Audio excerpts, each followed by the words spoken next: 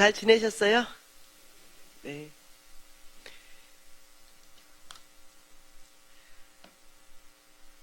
제가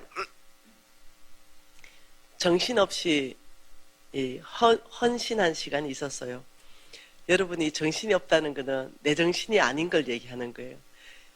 제가 50억 부도나고, 또 이렇게 병원에서는 당신의 병을 고칠 수가 없습니다. 이러니까, 이 간절해진 거예요.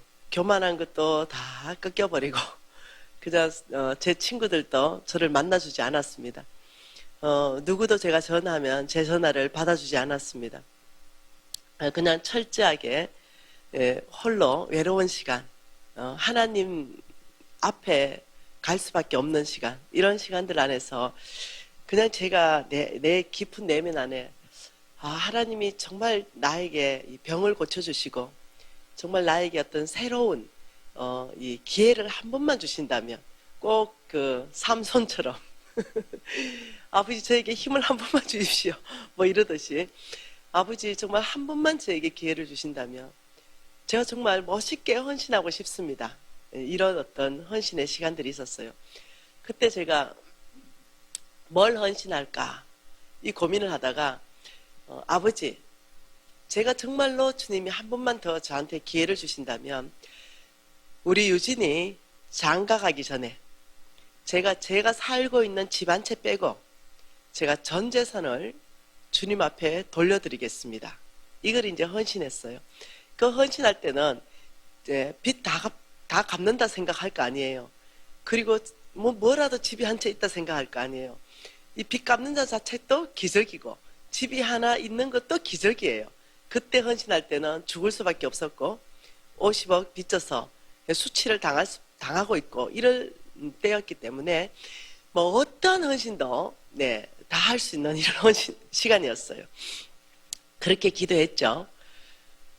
근데 주님이 4년 반 만에 50억 빚을 갚게 할 줄은 몰랐어요. 4년 반 만에 50억 빚을 이제 갚게 됩니다. 정말 초자연적인 역사가 일어나기 시작했어요. 그리고 집을 사기 시작했어요. 그리고 다른 재물들을 얻기를 시작한 거예요. 그런 상황에서 우리 유진 형제가 제가 우리 집안에 이제 나오나요? 우리 집안은 아예 제가 얘기했습니다. 무조건 24살 전에는 다 장가 간다.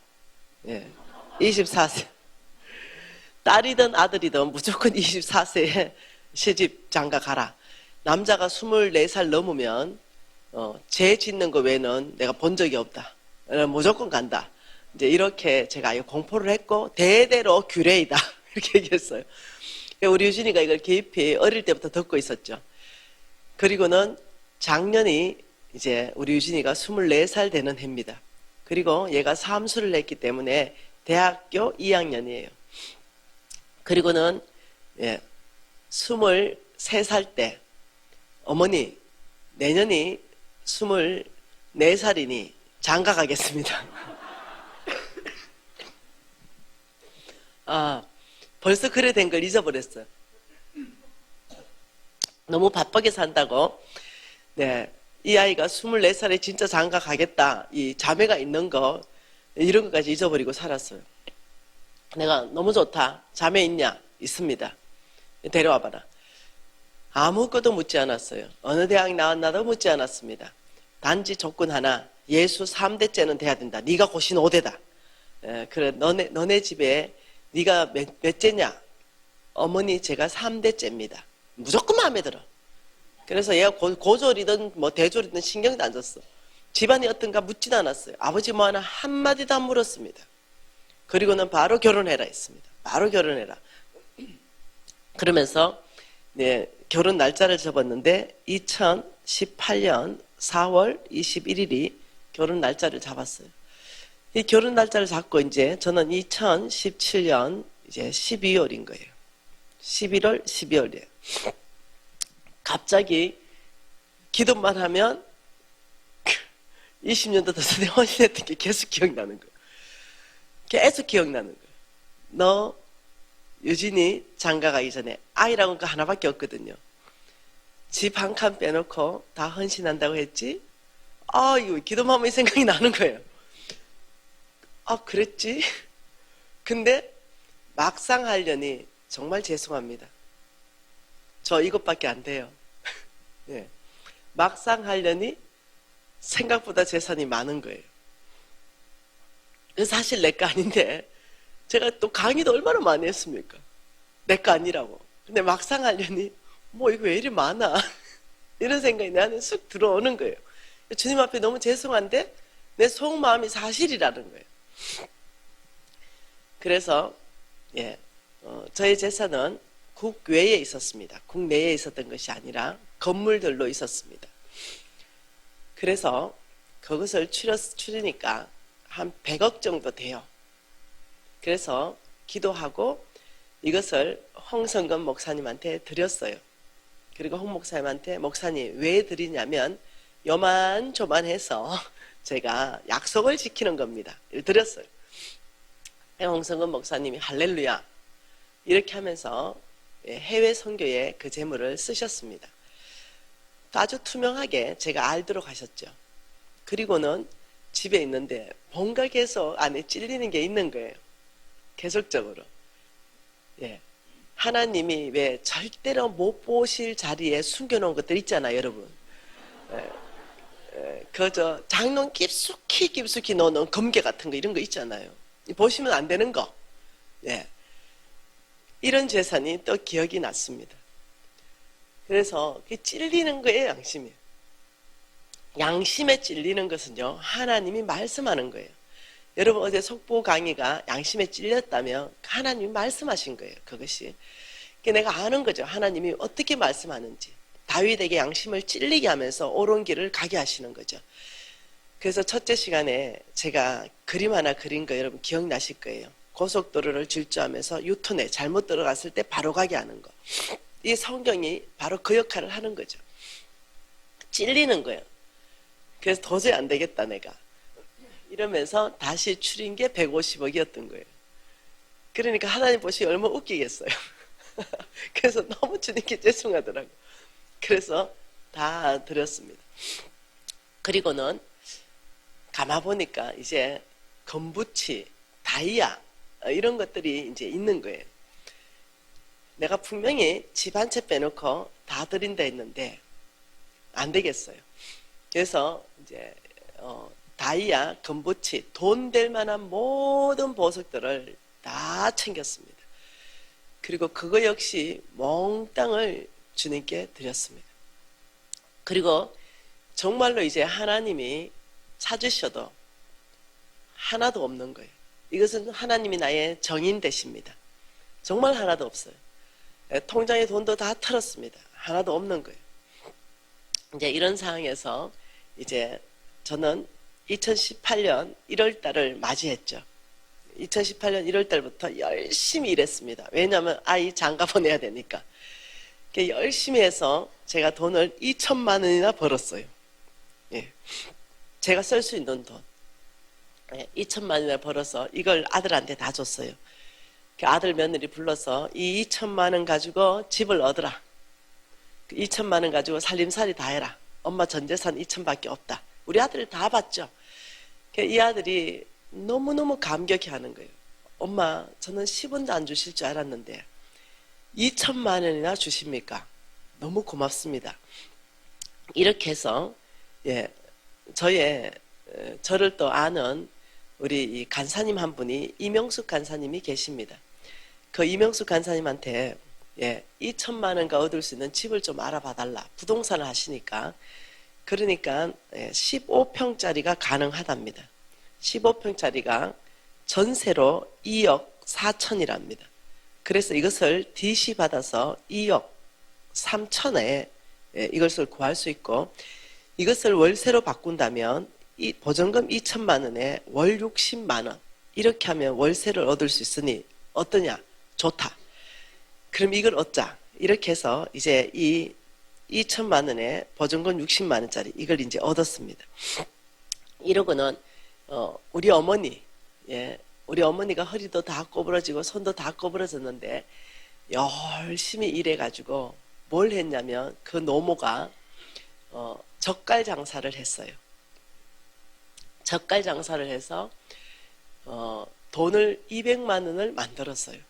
그래서 손주 결혼하는데 이제 200만 원을 이제 보내줬어요. 그러니까 아들이 이 200만 원을 가지고 살림살이를 다 샀어요. 살림은 샀다. 네. 어떻게 샀나 보니까 15평에 가보니까 몽땅 중고로 다 샀어요. 네. 침대도 중고, 모든 걸 중고. 그러면서 돈이 몇십이 남았답니다. 어머니, 결혼 준비 끝났습니다. 이렇게 하는 거예요. 너무 기특했습니다. 그런데 이 아이가 이제 결혼 준비 다 돼 가는데 갑자기 집주인한테 저에게 연락이 옵니다. 2천에 60만 원 했던 걸 딸이 갑자기 6월 달에 시집 가게 되었으니 네, 전세로 좀 바꿔달라는 거예요. 혹 못 바꿔주면 다른 데 좀 얻어주면 좋겠다고 연락이 온 거죠. 그러니까 2억 3천에서 2천 빼니까 얼마 더 전세를 하려면 2억 1천만 원이 전세가 더 있어야 되는 거죠. 아, 2억 천이 어디 있습니까, 제가. 네, 다 회사가 버는 건 내 돈이 아니요. 내가 버는 것은 한 달에 2천만 원밖에 없는데 굉장히 곤란한 거죠. 이런 상황에서 제가 좀 삐진다 그러나요? 하나님께 좀 이렇게 좀 삐지는 마음이 확 들어오는 거예요. 뭐지 진짜. 나 진짜 주님 앞에 다 했는데. 이런 마음이 내 안에 쑥 들어오는 거예요. 그래서 우리 아들한테 며느리한테 참아, 야, 방 빼라. 이런 말을 참아 못하겠는 거예요. 다 꾸며놨는데. 도저히 못해가 금식하기로 결정합니다. 그리고 주님 앞에 금식 들어갔습니다. 그리고 너무 제가 마음이 상했습니다. 그래서 제가 금식하면서 제가 카드 하나를 적었습니다. 이렇게 제 기도 노트를 하나 적었습니다. 이게 제가 2018년 3월 1일 됐을 때입니다. 이때까지 돈이 없는 거예요. 그래서 기도 제목이 뭐였냐면 우리 유진이 집 문제, 아버지 필요자금은 2억 1천만 원입니다. 이걸 놓고 주님 앞에 간절히 기도하며 금식하고 나갔어요. 왜냐, 제가 해결할 수 있는 방법이 없는 거죠.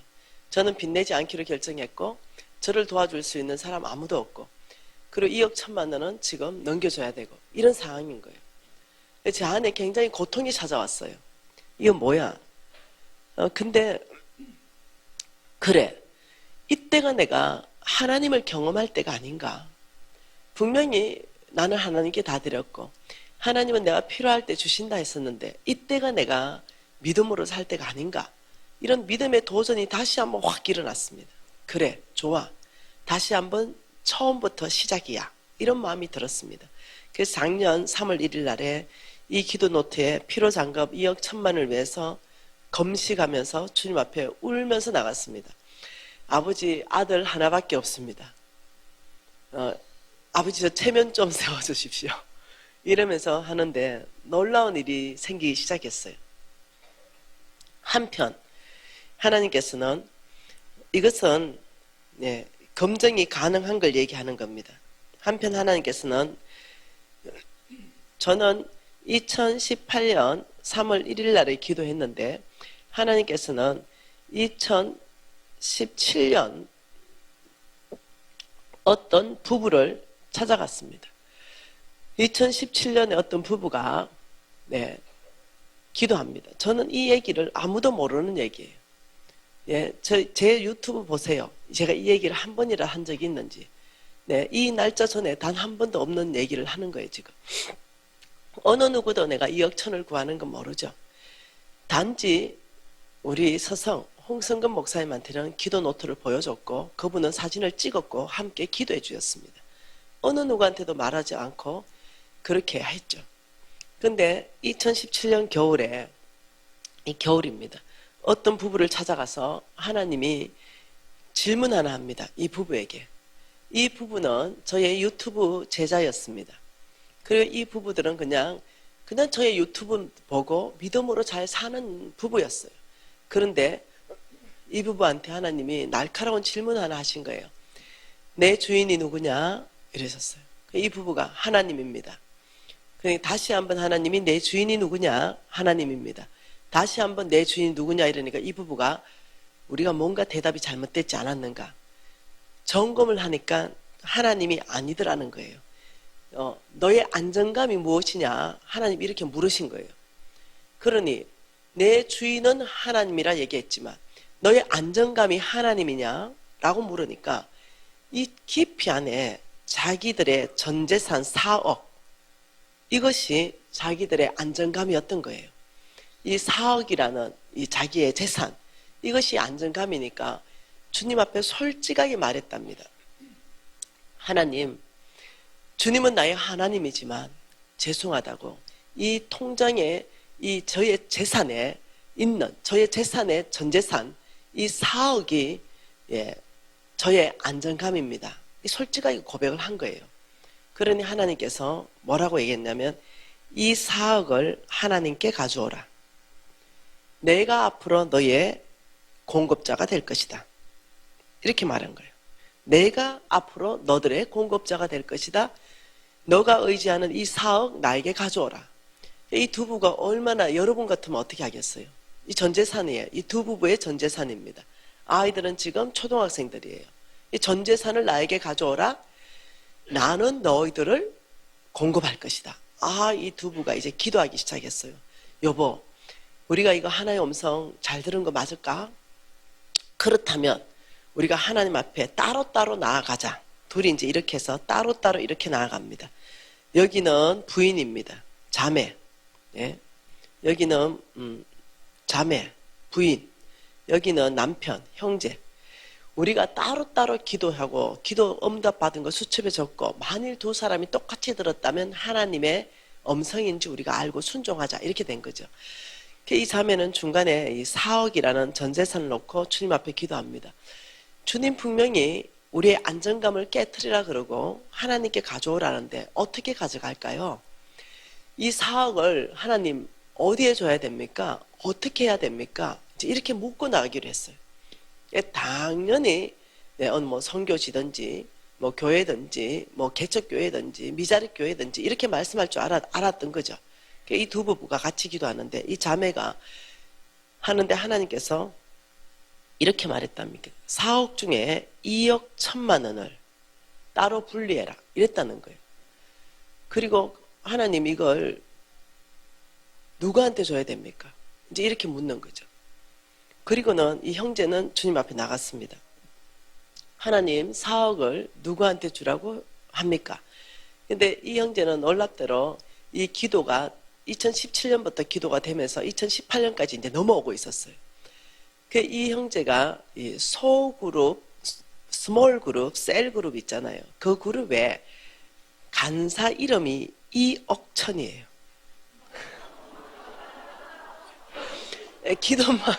기도만 하면 이억천 간사, 이억천 간사. 지금 이렇게 자꾸 들리는 거예요. 그래서 이억천 간사에게 이 4억을 주라나 보다. 이제 형제는 이렇게 사고 적어놨어. 이억천 간사. 그리고 이제 이 자매는 하나님 2억 1천만 원을 따로 분리해서 누구한테 주란 말입니까? 놀라운 말씀하셨습니다. 미진 간사의 아들. 이 부부들은 모르는 거예요. 내 상황을. 그러니까 이제 이 형제는 또 아버지 2억 천 간사에게 4억을 주라는 말씀입니까? 이러니까 2억 천에게 유진이를 주라. 이렇게 들은 거예요. 그러니까 이 형제가 너무 혼동이 된 거죠. 2억 천 간사에게 유진이를 주라? 그 이제 그대로 적은 거예요, 노트에. 그리고 이제 이 자매하고 때가 되어서 둘이 노트를 맞춘 거예요. 그러니까 2억 천은 2억 천이고 유진이는 이유진인 거예요. 이 두 부부가 절도했다잖아요, 절도. 그래서 그러면 이 2억 1천만 원을 미진 간사한테 지금 가서 아들에게 주라는 말 아닌가? 이렇게 하면서 기도하니까 하나님이 유진 아들의 전세 자금으로 주라. 이 디테일하게 말씀했다는 거죠. 그러면서 이들은 저를 전혀 몰라요. 저도 이들을 전혀 몰라요. 그런 상황에서 이 사람들이 무엇을 가져왔냐면 이 플로잉 카드를 가져왔습니다. 그리고는 2억 1천만 원 계좌에 차겠습니다. 김미진 간사님.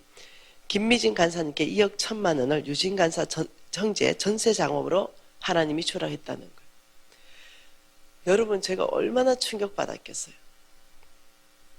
그래서 제가 하나님, 이거 주님으로부터 온 거 저는 확실한데 그래도 제가 더블 체크하겠어요. 3가지 질문에서 다 대답이 예라고 넣으면 이것을 받겠습니다. 첫째, 이 형제는 빚이 없어야 됩니다. 그 형제를 불렀어요.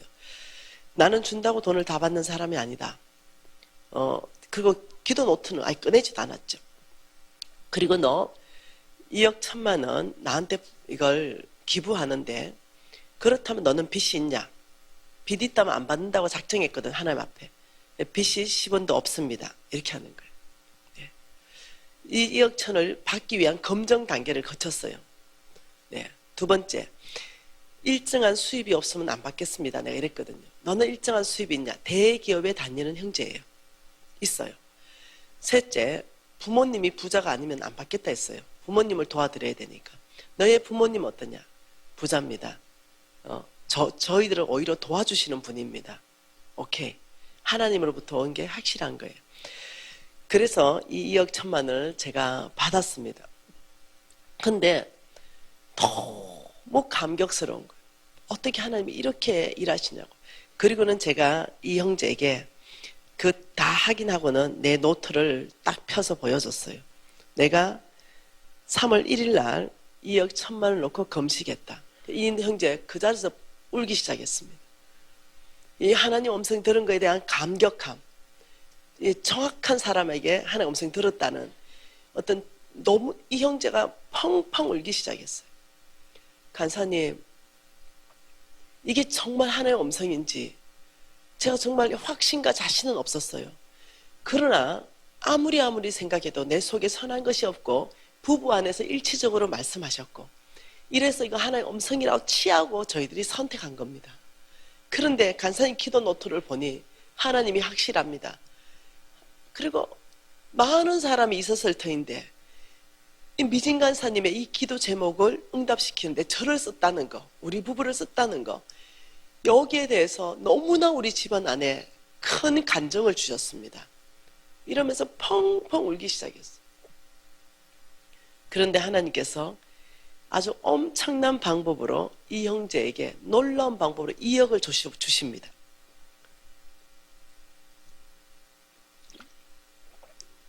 그러면서 하나님이 이 형제의 공급자 되는 걸 보는 거예요.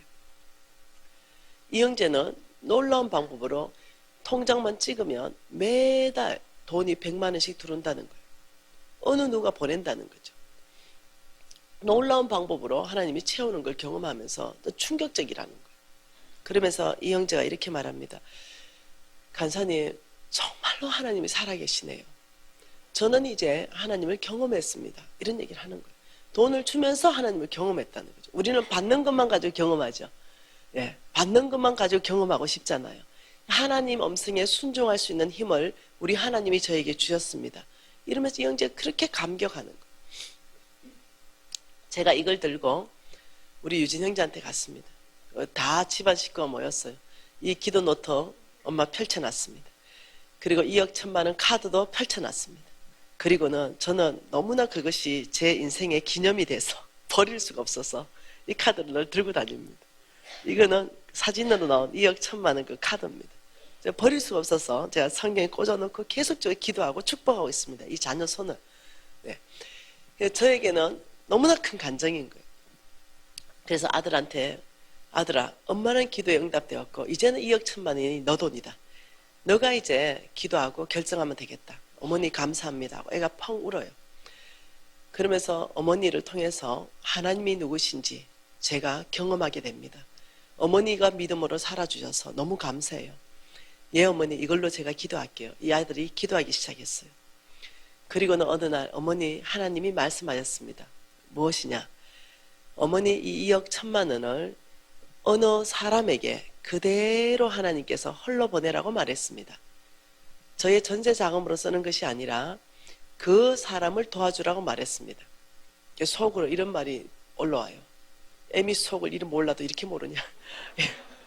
이런 게 확 올라와요. 어머니는 기도 응답 받았습니다. 근데 하나님은 저에게 명확하게 그렇게 말씀하니 어머니 2억 1천만 원 그쪽으로 흘러보내겠습니다.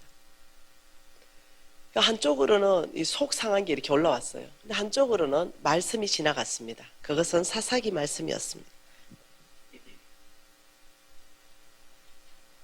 사사기 2장입니다.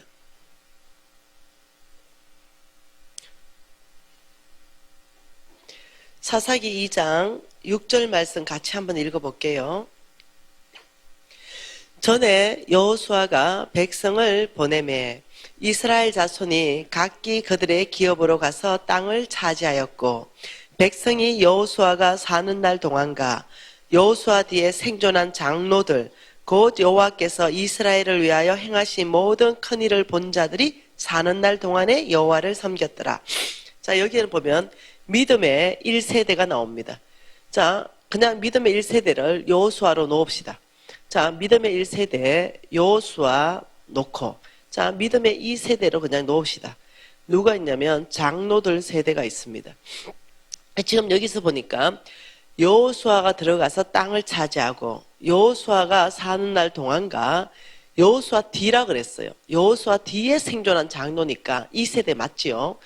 믿음의 2세대 장로들이 사는 날 동안에 놀랍도록 특징이 있습니다. 이들의 특징은 하나님을 섬겼는데 여호와를 섬겼는데 이들이 왜 섬기게 됐냐면 하나님께서 이스라엘을 위하여 행하신 큰 일을 봤다라고 얘기해요. 이 세대의 두 가지 특징. 첫 번째는 뭐냐면 하나님이 누군지 알았다는 거죠. 하나님 누군지 알았다. 그 다음 두 번째는 하나님의 능력을 경험한 세대다. 지금 이렇게 얘기하는 거예요. 그러면서 8절에 보니까 여호와의 종 눈의 아들 여호수아가 죽었습니다. 9절에 10절에 보니까 같이 10절 같이 읽습니다. 그 세대의 사람도 다 그 조상들에게 돌아갔고 그 후에 일어난 자 장로들도 죽고 여호수아도 죽었어요. 그러면 여러분 믿음의 3세대 이 세대를 여러분은 무슨 세대라고 부릅니까? 다음 세대라고 부르는 거 맞나요? 예, 다음 세대가 일어나는 거죠. 그런데 오늘 말씀해 보니까 그 세대의 사람도 다 그 조상들에게 돌아갔고 그 후에 일어난 무슨 세대라고 말해요? 아예 다른 세대다 이렇게 말합니다. 다른 세대. 다음 세대로 표현하지 않고 다른 세대라고 말해요. 이 다른 세대들이 일어났는데 이 다른 세대의 두 가지 특징을 뭐라고 말합니까? 그 후에 일어난 다른 세대는 여호와를 알지 못했고 여호와께서 이스라엘을 위하여 행하신 일도 알지 못했다. 두 가지 특징이 뭐냐면 하나님을 몰랐다. 그리고 두 번째는요. 하나님의 능력도 경험하지 못했다. 이렇게 말하는 거예요. 그러니까 놀라운 거죠. 믿음의 1세대 여호수아와 장로들 세대는 하나님을 알았고 하나님의 능력을 경험했기 때문에 이들의 결과가 있습니다. 이들의 결과를 성경에는 뭐라고 말합니까? 이들의 결과를 성경에서는 하나님을 섬겼다 이렇게 말했어요. 사는 날 동안에. 이들은 다른 세대들은 하나님을 모르고 하나님의 능력을 경험 못했기 때문에 이들의 결과를 한번 보십시다. 자, 11절부터 읽습니다. 이스라엘 자손이 여호와의 목전에 악을 행하며 바알을 섬기며 애굽 땅에서 그들을 인도하여 내신 그들의 조상의 하나님 여호와를 버리고 다른 신들 곧 그들의 주위에 있는 백성들의 신을 따라 그들에게 절하며 여호와를 진노하게 하셨다. 우상 숭배입니다. 결과가 아예 너무나 다른 결과를 내는 거죠. 바알을 섬겼다. 돈 따라가는 거죠. 네, 다른 신들을 섬기고 그들에게 절했다. 그 결과가 처참한 거예요. 우상 숭배로 빠지니까. 그러니까 13절에 하나님이 진노하셨습니다. 13절에 그들이 다른 세대가 여호와를 버리고 바알과 아스다롯을 섬겼으므로 여호와께서 이스라엘에게 진노하사 노략하는 자의 손에 넘겨주시고 그들이 노략을 당하게 하셨다. 대적의 손에 팔아넘기셔서 그들이 더 이상 대적을 당하지 못하게 하셨다. 15절에 그들이 어디로 가든지 여호와의 손이 그들에게 재앙을 내리셨다. 그래서 그들은 괴로움이 심히 더하게 되었다. 이렇게 말합니다. 여러분 이해하셔야 됩니다. 여러분 어제 어떤 한 자매님이 오셨어요. 쉬는 시간에 그 자매님을 칭찬해드리고 싶어요. 그 아이를 아주 훌륭하게 성경 중심, 말씀 중심으로 키운 자매님이셨어요. 그런데 이 아이가 고등학교를 갔는 거죠. 그러니 고3이 되었어요. 수요 예배, 금요철학, 새벽기도, 주일 예배, 성전 중심으로 키웠는데 이제 고등학교 갔으니 이제는 주일 예배만 좀 드리면 어떨까요? 그래도 될까요? 그래서 대학 가면은 이제 다시 하면 어떨까요? 이러는데 내가 그렇게 하지 말라 그랬어요. 네. 한번 양보하고 재단 생활이 무너지기 시작하면 대학 가면 안 돌아옵니다. 네. 그렇게 하지 말아라. 공부를 많이 한다고 대학 좋은 데 가는 게 아니다. 충분히 예배 드리고 하나님이 지혜롭게 하고 총명이 있게 하고 지식의 은사를 줘서 충분히 공부하는 시간에 집중적으로 하고 예배하는 걸 빠지지 마라. 이것이 훨씬 더 중요하다. 뭐가 더 중요한가? 공부 열심히 해가지고 좋은 데 간다는 보장도 없지만 가도 그것이 가치 있는 삶이 아니다. 우리가 신앙에는 타협이 없어야 되는 줄 믿습니다. 그래서 저는 왜 기뻤는가? 우리 아이가 다음 세대로 컸다는 거예요. 다른 세대가 아닌 다음 세대. 이것은 이 아이의 고백입니다. 어머니가 믿음으로 살아줘서 하나님이 누군지를 알겠습니다. 어머니가 믿음으로 살아주고 아버지가 믿음으로 살아주니 어머니, 저는 하나님에 대해서 너무나 자연스럽게 배우게 되었습니다. 공급자 하나님, 주인이신 하나님, 너무나 배웠고 이 아이가 그것을 하나님 앞에 기도하고 자기도 필요한데 그것을 다른 사람한테 다 흘려보낼 수 있는 영적 근육을 보았다는 거죠. 그래서 저는 너무나 큰 설문이 2억 1천만 원이 아니에요. 이 다음 세대에 우리 아들이 믿음으로 출발했다는 거예요. 예, 그걸 2억 1천만 원을 흘려보내기로 결정하고 이걸 자기가 집을 옮기기로 결정하고 어머니 충분합니다. 2천만 원 주신 걸로 충분합니다. 월세 사는 걸로 결정합니다. 이러면서 지금도 월세 살고 있어요. 2천에 60만 원. 그 주인이 회개하고 돌이켰어요. 그냥 그대로 사시라고. 이미 우리가 2년 계약했으니 너무 감사해요. 그래서 15평 그대로 살고 있어요. 여러분 저는 이 사건을 통해 가지고 우리 아이가 믿음이 흘러갔구나. 여러분이 믿음으로 살지 못하면 여러분 죄송해요. 여러분의 자녀는 다른 세대로 일어납니다. 그래서 돈은 여러분이 물려줄지 모르겠어요. 그러나 그 아이는 망합니다. 왜냐하면 다른 세대들은 하나님을 모르고 하나님의 능력을 경험하지 않았기 때문에 흔들리기를 잘하고 우상을 따라가기가 쉽습니다. 어저께 우리가 좀 무시무시한 말씀을 받잖아요. 속부의 제물로 그 자녀를 배부르게 하지 않을 것이다. 여러분 돈을 물려주면 자식이 망합니다. 이거는 실질적으로 우리 NCM의 망해재정학교 500명이 다 아는 사실입니다. 우리는 500명이 움직이는데요. 한 학교에 오늘도 하나님 음성 듣는 삶 세미나 NCM의 홈페이지를 통해서 접수를 하는데 1분 30초 만에 마감됐습니다. 그리고 수천 명이 못 들어와가지고 아우성이었죠. 저희들 이 NCMN 스쿨이 워낙 퀄리티가 높습니다. 철저한 성경적 기반에서 살아낼 수 있는 툴을 주기 때문에 그 사람을 실질적으로 바꿔주기 때문에 굉장히 이렇게 높은 어떤 수준으로 진행되니 이것이 목사님들이 들어오려고 많이 애를 씁니다. 오늘도 공 목사님이 떨어져가지고 저한테 뒷줄을 넣습니다. 자기 좀 붙여달라. 와이프하고 했는데 떨어졌다 이거예요. 그만큼 경쟁률이 몇백 대 1입니다. 우리 학교에 들어오려면. 그런 학교에서 망해재정학교에서 간증을 했습니다. 어느 의사 선생님입니다. 이 의사 선생님이 마이크 좀 주라고 간증 좀 하고 싶다고 하시라고. 그래서 어떻게 간증을 했냐면 중풍 걸렸어요. 이 의사 선생님이. 저는 사실 자기 밑에 의사들만 40명을 거느리는 병원장이었어요. 꽤 큰 병원이었죠.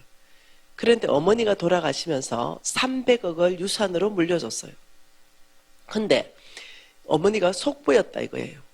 그 어머니가 돌아갈 때 그 300억을 제가 유산으로 받았는데 그 300을 가지고 병원을 더 잘해보려고 하다가 이것이 날아가기 시작하는데 3년 만에 300억 다 날아가고 병원 다 나가고 살고 있는 집 다 날아가서 너무 스트레스 받아가지고 자기가 중풍이 와버렸어요. 그래서 손이 떨지요. 다리는 잘 못 걷지요. 이래서 의사 생활이 끝나버렸어요. 그리고는 이분이 고백하는 게 뭐냐면 500에 지금 제가 20만 원짜리 쪽방에 살고 있는데 여러분 정말로 속부의 재물은 자녀에게 넘겨주지 마십시오. 이 고백을 하는 걸 봤습니다. 울면서요. 그러면서 그분의 고백이 정말 속부라면 자녀에게 재물을 물려주지 마시고 정말 본인이 속부라면 그 돈을 사회에 한원하십시오. 건물이든 땅이든 통장에 돈이든 그의 교회에게 줘서 교회가 좋은 일을 하게 하든지 아니면 사회에 한원해서 그 사회에 좋은 일을 하게 하든지 아니면 장학재단을 설립하든 아무튼 그 돈을 주님께 돌려주고 죽으십시오. 그래야 그 자녀가 살 것입니다. 와, 이 고백을 아주 리얼하게 하시는 거예요. 실질적으로. 네. 전 그분이 성경이 그 속부의 재물로 내가 너의 자녀를 배부르지 않게 하겠다 했는데 저는 자기는 그걸 알고 있었음에도 그 일이 일어날 거라는 생각은 못했대요. 그런데 그 일은 자기한테 닥쳤다고. 여러분 아시죠? 부모들이 돈 많이 물려주고 죽은 사람들 자식 중에 잘된 자식 없는 거. 여러분 꼭 기억하십시오. 예. 그래서 내가 진짜 재산은 엄청나게 많은데 하나님께 인색했다 이런 찔림이 있다면 여러분 성부로 바꾸십시오. 여러분 마음을 성부로 바꿔서서 자녀에게 유산을 물려주되 성부의 자물을 물려주셔야 됩니다. 자녀 손손에게 물려가고 아주 영구 하나님이 그것을 장구한 재물이다.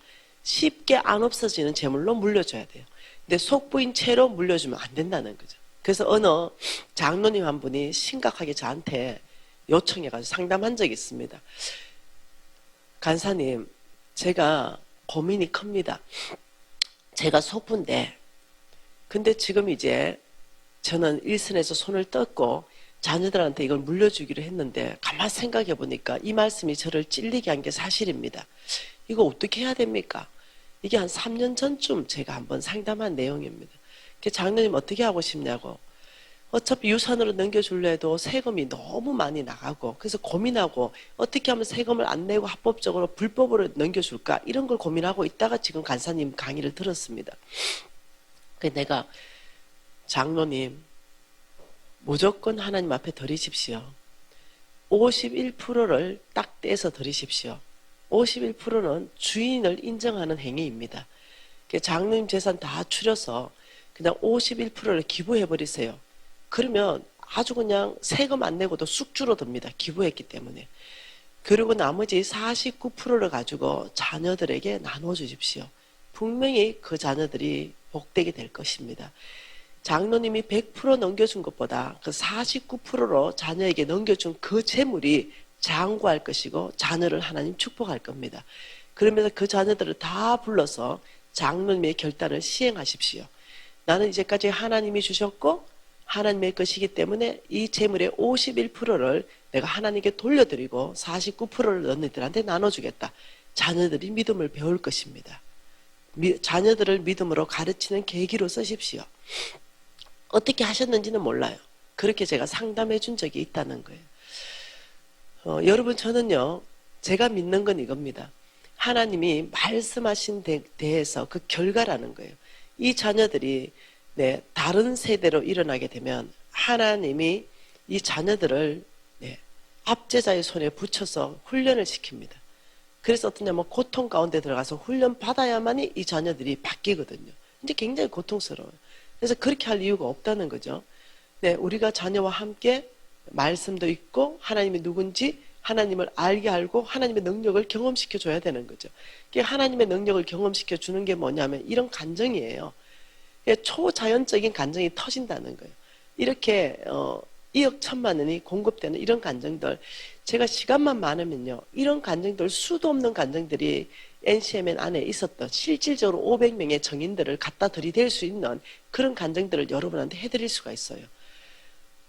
실질적으로 어떤 자매는 서울에 상가 아파트다 이러면 굉장히 비쌉니다. 서울은 아파트라면 기본이 20억씩 넘어갑니다. 그것도 상가 아파트라면 더 넘어갑니다. 근데 하나님이 얘기했어요. 네 주인이 누구냐? 하나님입니다. 그러면 너는 그 아파트 38평짜리 나에게 가져오라. 아, 이 자매가 근데 결단을 하는 거예요. 그리고 가져왔어요. 그 저한테 상담을 해요.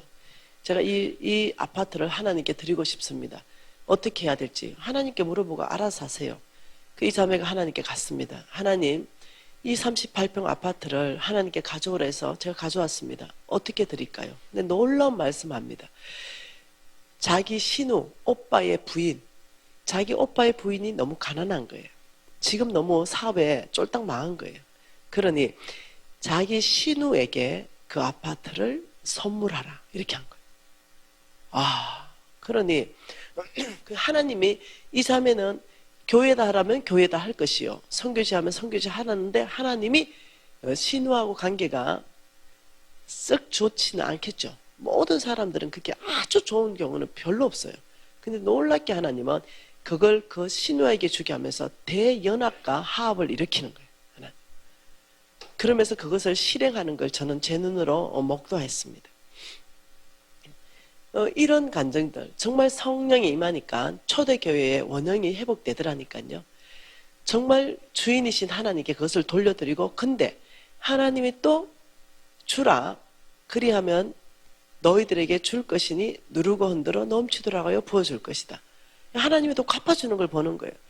저는 하나님께 다 돌려줬는데요, 짧은 시간입니다. 한 1년 정도 지났잖아요. 제가 하나님 앞에 이렇게 열어보세요. 제가 분명히 하나님 앞에 2억 1천만 원을 구했습니다. 우리 유진이 집 전세로 구했습니다. 그러니 이 2억 1천을 기도할 때는 저는 목숨을 건 거죠. 저는 기도하는 목적은 뭐냐면 응답받기 위해서 합니다. 저는 중언부언하지 않습니다. 아니면 시간이 아까워서 기도 못합니다.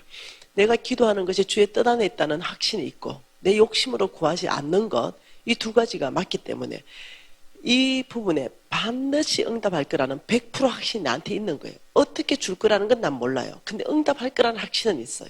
그래서 제가 이 기도 노트 안에 3번으로 뭐라고 말했냐면, 3번, 아버지 내 사업을 확장해 주십시오. 나는 집 한 채를 하나님께 이미 받았어. 기도하는 순간 받은 거야. 그리고는 아버지 저도 집 한 채를 플로잉하도록 은혜 주십시오. 나는 이미 받았다 생각하고 나도 하겠다는 거예요.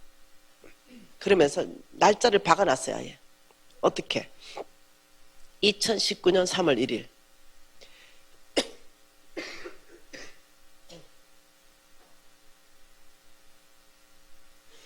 아버지 2019년 3월 1일까지 저는 집 한 채 사가지고 내 집 없는 사람한테 저는 2억 천을 받았다 생각하는, 3월 1일날 이미 받았다 생각하는 거예요. 내가 주께 은혜를 입어 사오니 저도 은혜를 베풀 수 있도록 해주세요. 1년이면 집 한 채 살 수 있는 돈이 나한테 생길 것 같아. 기도했어요. 그리고는 이 집이 왔잖아요. 근데 내 성질이 급해요. 내가 또. 그리고 허리띠 쫄라매고 돈을 모았습니다. 그리고는 저는 사람들이 혹시 안 믿을까봐 일부러 정인을 세웠습니다. 그리고 그 이명숙 집사가 부동산 하는 집사잖아요. 불렀습니다. 너 하나님 앞에 약속해라. 내가 누구한테 사주는지는 비밀을 해주고 집 한 채 사주라. 이러니까 알겠습니다. 그래서 이명숙 집사를 통해서 집을 한 채 샀습니다. 그리고 기도하고 하나님이 주의 종 누구를 보여주셨습니다. 거기에다가 집을 주라고 했어요. 그래서 작년 12월에 집 한 채 사서 그 주의 종의 이름으로 등기까지 싹 다 넘겨줬어요. 그리고 제가 이명숙한테 얘기했습니다. 내가 사줬다는 거 그 주의 종도 몰라야 된다. 그냥 너는 심부름만 하는 거, 그 사람 앞으로 그냥 바로 넘겨주는 거다. 이래서 그 집 받은 사람은 누가 그 집을 사줬는지 자체도 지금 모르고 있어요. 근데 나는 정인을 세웠죠. 왜냐하면 하나님께 간증하기 위해서. 이해되시나요? 여러분에게 믿음의 삶이 뭔지를 보여드리기 위해서 이런 간증자를 이런 어떤 확인할 수 있는 사람을 세우지 않으면 객관적으로 에이 거짓말이겠지. 아니겠지. 어떻게 집을 하나 사가지고 그냥 남을 주냐. 이렇게 할 수가 있는 거예요. 그래서 제가 3월 1일까지 못 가는 거예요. 그날에 작년에 끝내버렸어. 하여튼 박수 한번 친다.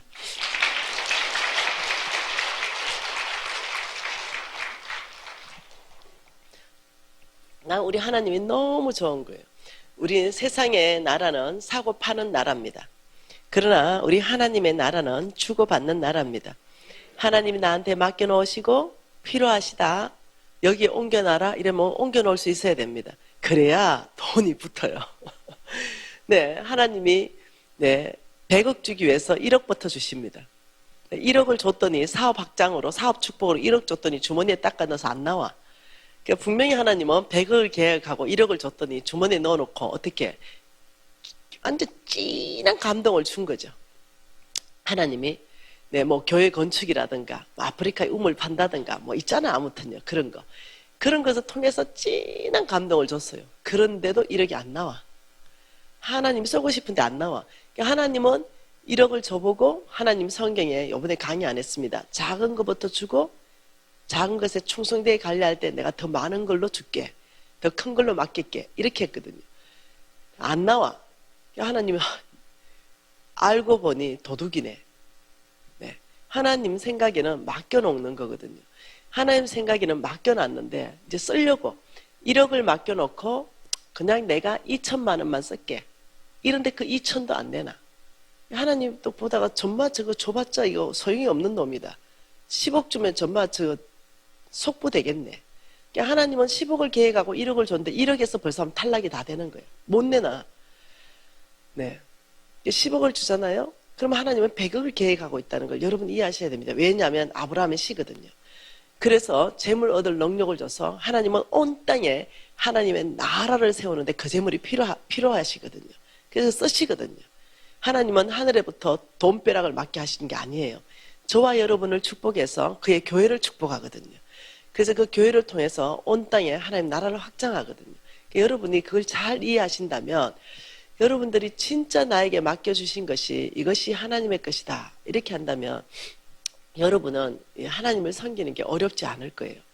자, 여러분 한번 봐볼까요? 또 한번 봐보십시다. 우리가 얼마나 하나님의 섬기는 것이 하나님이 쉽게 했는지 한번 봅시다. 헌금할 때에 어떤 하나님은 원칙을 제시하셨는가? 헌금에 원칙이 있습니다. 하나님 말씀은 레위기를 한번 봐보십시다.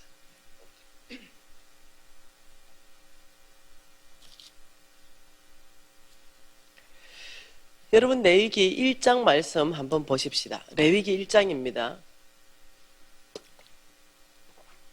레위기 1장 이것은 무엇을 말하냐면요.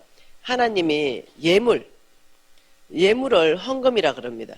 예물을 드리는 원칙에 대해서 우리가 배우는 거예요. 레위기 1장 2절 말씀 한 절 같이 읽겠습니다.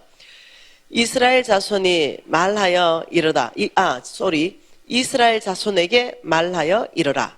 너희 중에 누구든지 여호와께 예물을 드리려거든 가축 중에서 소나 양으로 예물을 드릴지니라. 자, 예물을 드리는 원칙 그 첫 번째가 뭐냐면요. 소와 양으로 예물을 드려라. 이렇게 말했어요. 자, 여러분 그 가축이 있어요. 소가 있고 양이 있고 돼지가 있고 닭도 있고 오리도 있어요. 네, 그 중에 하나님께서 소와 양으로 드려라 하는 말이 무슨 말이냐. 제가 이제 재정학교를 하면서 우리 학생을 하나 좀 나오라 그랬어요. 형제님 하나를 불렀어요. 그러면서 형제님에게는 소도 있고 양도 있고 개도 있고 돼지도 있고 아무 닭도 있고 오리도 있고 아무튼 가축이 다 있어요. 오만 가축들이. 근데 하나님한테 예물 드릴 때 형제님은 정말 솔직하게 주님 앞에서 얘기해 봅시다. 뭘로 드리겠어요? 이러니까 이 형제님이 달걀요. 제가 상상을 초월하는 답이 나온 거예요. 달걀요. 아니 닭도 아니고 달걀이야? 내가 이랬죠. 너무 충격받아가지고. 근데 이 형제는 솔직한 형제인 거예요. 네, 저는 달걀로 드립니다. 그래서 내가 칭찬해줬어요. 첫째, 정직함에 대해서 칭찬해줬어요. 그리고 너는 왕의 재정학교를 수료쯤 돼서 한 번 더 불러낼 것이다. 이랬어요. 그리고 수료쯤 됐어요. 형제님 한 번 더 와봐. 형제님 뭘로 드릴래요? 그러니까 순양으로 드리겠습니다. 그래서 바뀐 거죠. 그 사이에 애가 다 바뀐 거예요. 네, 이렇듯이 하나님께서는 예물을 드리는데 작은 걸 안 받습니다. 내가 있는 것 중에 소는 가장 비싼 겁니다. 그 이해되세요? 가장 값어치 나가는 겁니다. 그러니 이 소가 가지고 있다는 것은 이것은 부자들이에요. 부자들. 부자들은 소가 있어요. 소 없는 집이 있거든요. 근데 우리 중에도 부자가 있어요. 그런데 부자가 아닌 사람도 있어요. 이런 사람들은 그럼 어떻게 하느냐? 자, 5장 말씀 보십시다.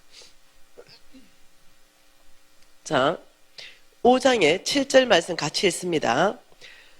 만일 그 힘이 어린 양을 바치는데 미치지 못하면 그가 지은 죄를 속죄하기 위해서 산비둘기 2마리와 집비둘기 새끼 2마리를 여호와께 가져가되. 자, 뭘 하라고요? 네, 산비둘기 그리고 집비둘기, 그것도 새끼 2마리. 이 사람은 뭐냐면요, 가난한 사람을 말합니다. 가난한 사람. 우리 하나님은 놀랐습니다. 이 가난한 자에게는요, 소가 없어요. 이 가난한 자는 양이 없어요. 이 가난한 자에게는 하나님이 나는 분명히 소와 양으로 받는다, 이렇게 말했어요. 근데 소와 양이 없는데 뭘로 드리냐고요. 그러면 부잣집에 가서 소를 꼬와서 나한테 가져오라고 하지 않았다는 거예요. 우리 하나님도 올라오신 분이에요. 우리 하나님은 버거운 짐을 지게 하시는 분이 아니세요. 너 있는 것 중에 이 사람은요, 산비둘기, 집비둘기가 이 사람에게는요, 소예요. 전 재산입니다. 이해되시나요? 우리 하나님은 돈의 양을 말씀하시는 게 아닙니다. 네. 우리 하나님이 한번 보세요. 예수님이 여기 섰죠. 1억을 헌금하는 김미진이 왔어요. 쭉 오다가 김미진이 엄청나게 하나님이 수백억을 주셨는데 쭉 오다가 1억 그냥 턱 넣고 갔어요. 1억 어마어마한 돈이죠. 근데 우리 예수님이 보시다가 패스. 그런데 허름한 가부가 오더니 500원짜리 2개, 냅돈 돈 입을 넣으니 너 서봐라. 이 자매가 나를 가장 사랑한다. 그 마음을 본 거예요. 우리 예수님은 돈의 액수를 보시는 분이 아닙니다. 우리 하나님은 모든 것을 소유하셨습니다. 우리 하나님은 마음을 보는 거죠. 이 사람, 이 가난한 자에게 엄청난 짐을 줬어. 부잣집에 소와 양을 꼬와서 빌려와서 짐을 꽉 지우면서 빚지게 하면서 이러면서 돈을 가져오라 하시는 분이 아니라는 거예요. 그래서 이 가난한 자에게는 산비둘기, 집비둘기가 뭐라고요? 소입니다. 전 재산이라는 거예요. 이해되시나요? 세 번째, 산비둘기, 집비둘기도 없는 사람이 있어요. 자, 11절 말씀 같이 읽겠습니다. 만일 그의 손이 산비둘기 2마리나 집비둘기 2마리에도 미치지 못하면 그의 범죄로 말미암아 고운 가루, 뭘 가져오라고요? 고운 가루, 그것도 얼마요? 10분의 1에바. 1에바는 21리터입니다. 10분의 1은 2.1리터예요. 조금을 말하는 거죠. 자, 이 사람은 누구예요? 이 사람은 더 가난한 자입니다. 성경에 이렇게 말합니다. 할 마음이 있으면 있는 대로 받을 터이요 없는 것을 받지 아니한다. 이렇게 말씀해요. 너는 빚지지 말라. 빚진 자는 체주의 종이 된다. 자, 이 말씀은 무슨 말이냐면 이 사람은 산비둘기, 집비둘기도 없어요. 이 사람 너무 가난해요. 이 사람에게는 너 있는 것 중에 가져오라는 거죠. 다시 말하면 이 소와 양과 산비둘기와 고운 바로 이 모든 건 다 동일하다는 거예요. 하나님 앞에.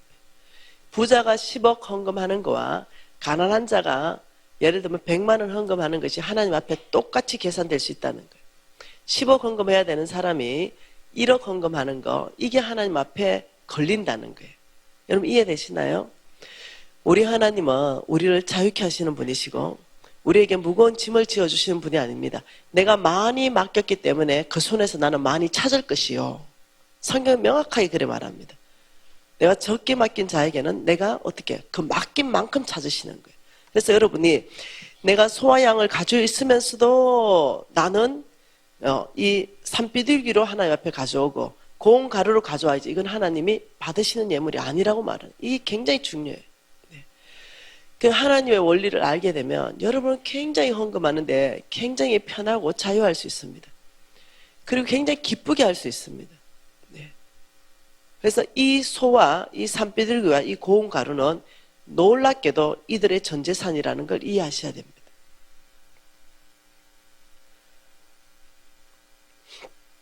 여러분, 이 성경에서 재물이 배가 되는 원칙이 있다라고 말합니다. 뭐라고요?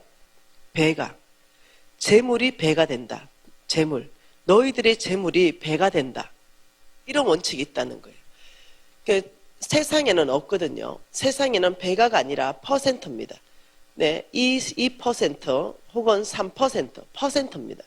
근데 오직 하나님 나라 안에서만 이 재물이 배가예요. 배가는 엄청난 거거든요. 네, 1억이 2억 되는 거예요. 2억이 4억 되는 거예요. 4억이 8억 되는 거예요. 이게 배가예요. 근데 퍼센트는 아니에요. 조금이에요. 조금. 네. 그래서 여러분이 지금 이 시간에 제가 강의하는 걸 굉장히 집중하게 들으시면은 여러분 생각보다 빠른 속도로 재물이 배가 되는 원리에 대해서 배우게 될 것이에요. 예, 이 나의 재물 지금 현재는 조금이에요. 내 손에 가지고 있는 게 조금인데 하나님께서 축사하셔서 떼어줄 때 5천 플러스 12광주리가 남는 그 역사는 오늘 또 일어난다는 거예요. 실질적으로 일어나고 있습니다. 네. 그 역사, 그 배가의 역사는 어떻게 일어날 것인가? 이걸 성경 안에서 지금부터 배워보고 싶은 거죠. 흥미 있습니까? 하나님 말씀은 고린도 후서입니다.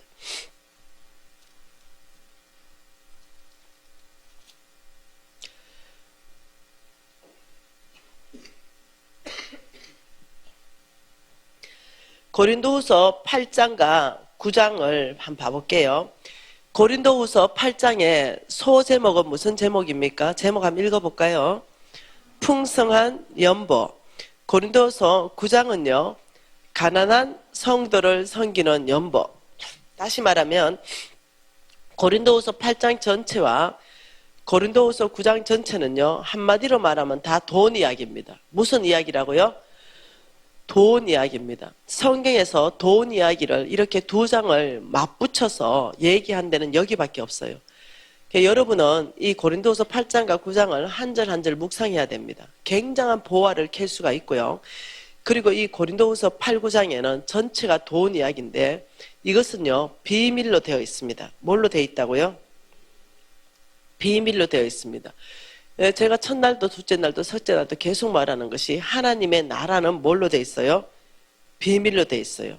그러니 이 돈이 배가 되는 거, 이것은 하나님 나라 안에서밖에 없는 것이고 이것은 비밀로 되어 있습니다. 이것이 비밀이 아니면 모두가 배가 되죠. 모두가 부자 될 거예요. 그 속보 말고 말이에요. 하나님이 곧 가져갈 그런 돈 말고요. 정말 성보 돈, 장관 재물 말입니다. 네, 근데 이것이 비밀로 하나님이 두셨기 때문에 이것을 아무나 못 깨닫는다는 거예요. 깨닫는 자는 돌파가 일어나고 배가가 일어날 것이고 못 깨닫는 자는 못 깨닫는 거예요. 그래서 깨닫는 자는요, 어떤 사람을 깨닫는지 여러분이 마가복음에 뭐라고 말씀하셨냐면은 한 번 더 보십시다. 마가복음 4장 말씀 한번 보십시다.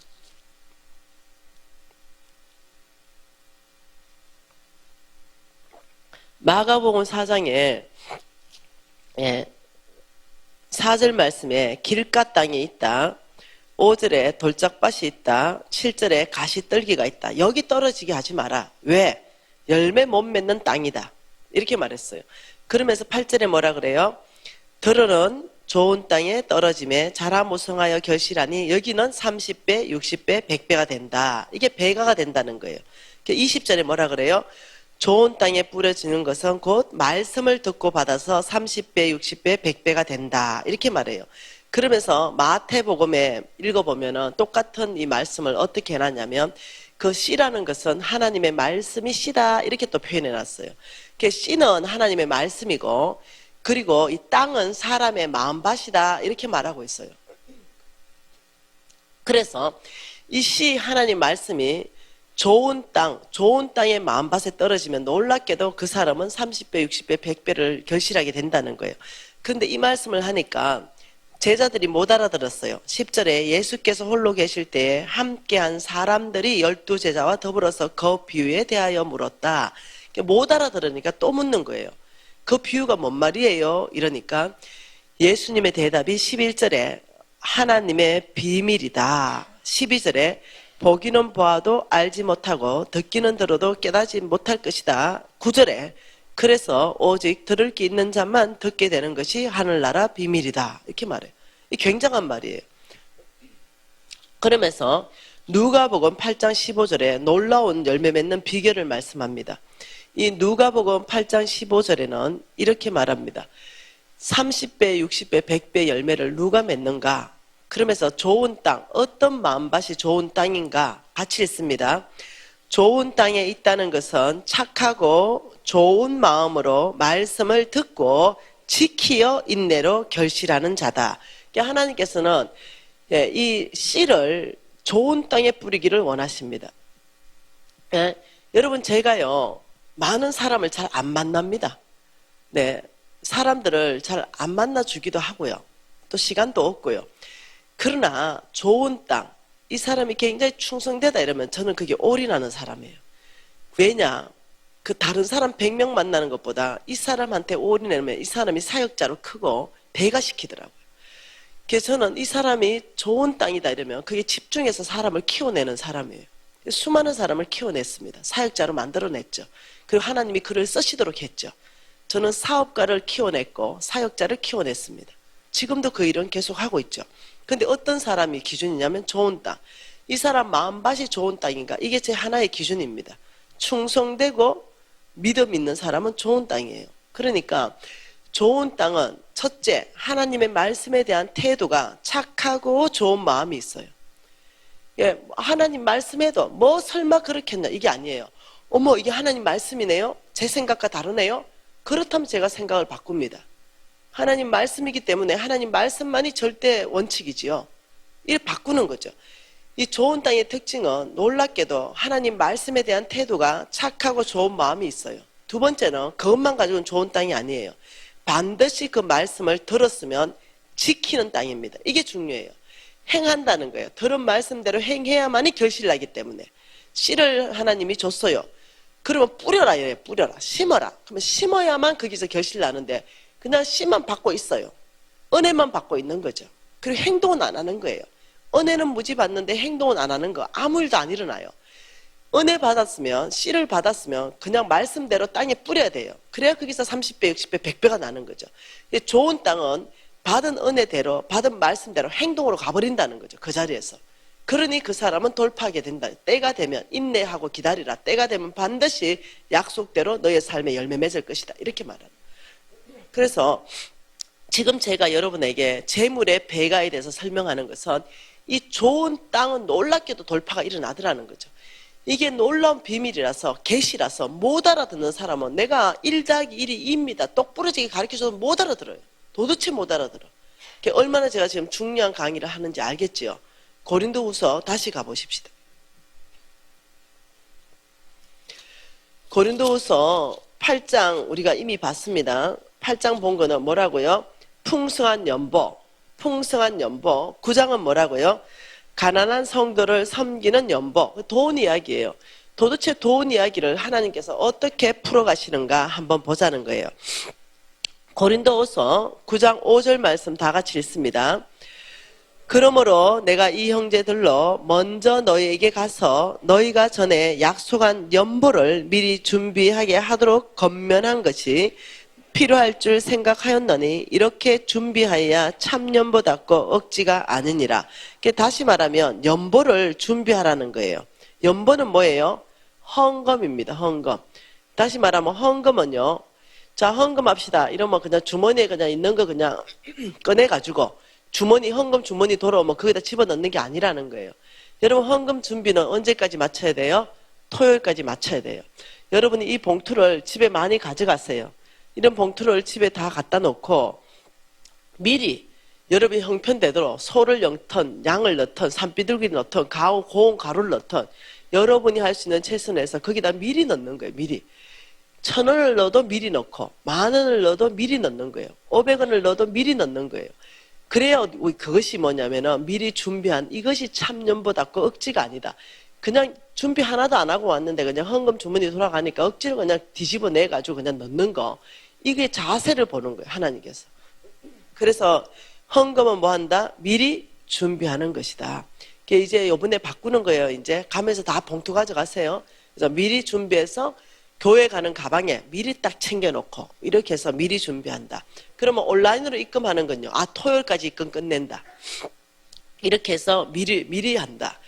자, 분명히 5절은 헌금 이야기 맞지요?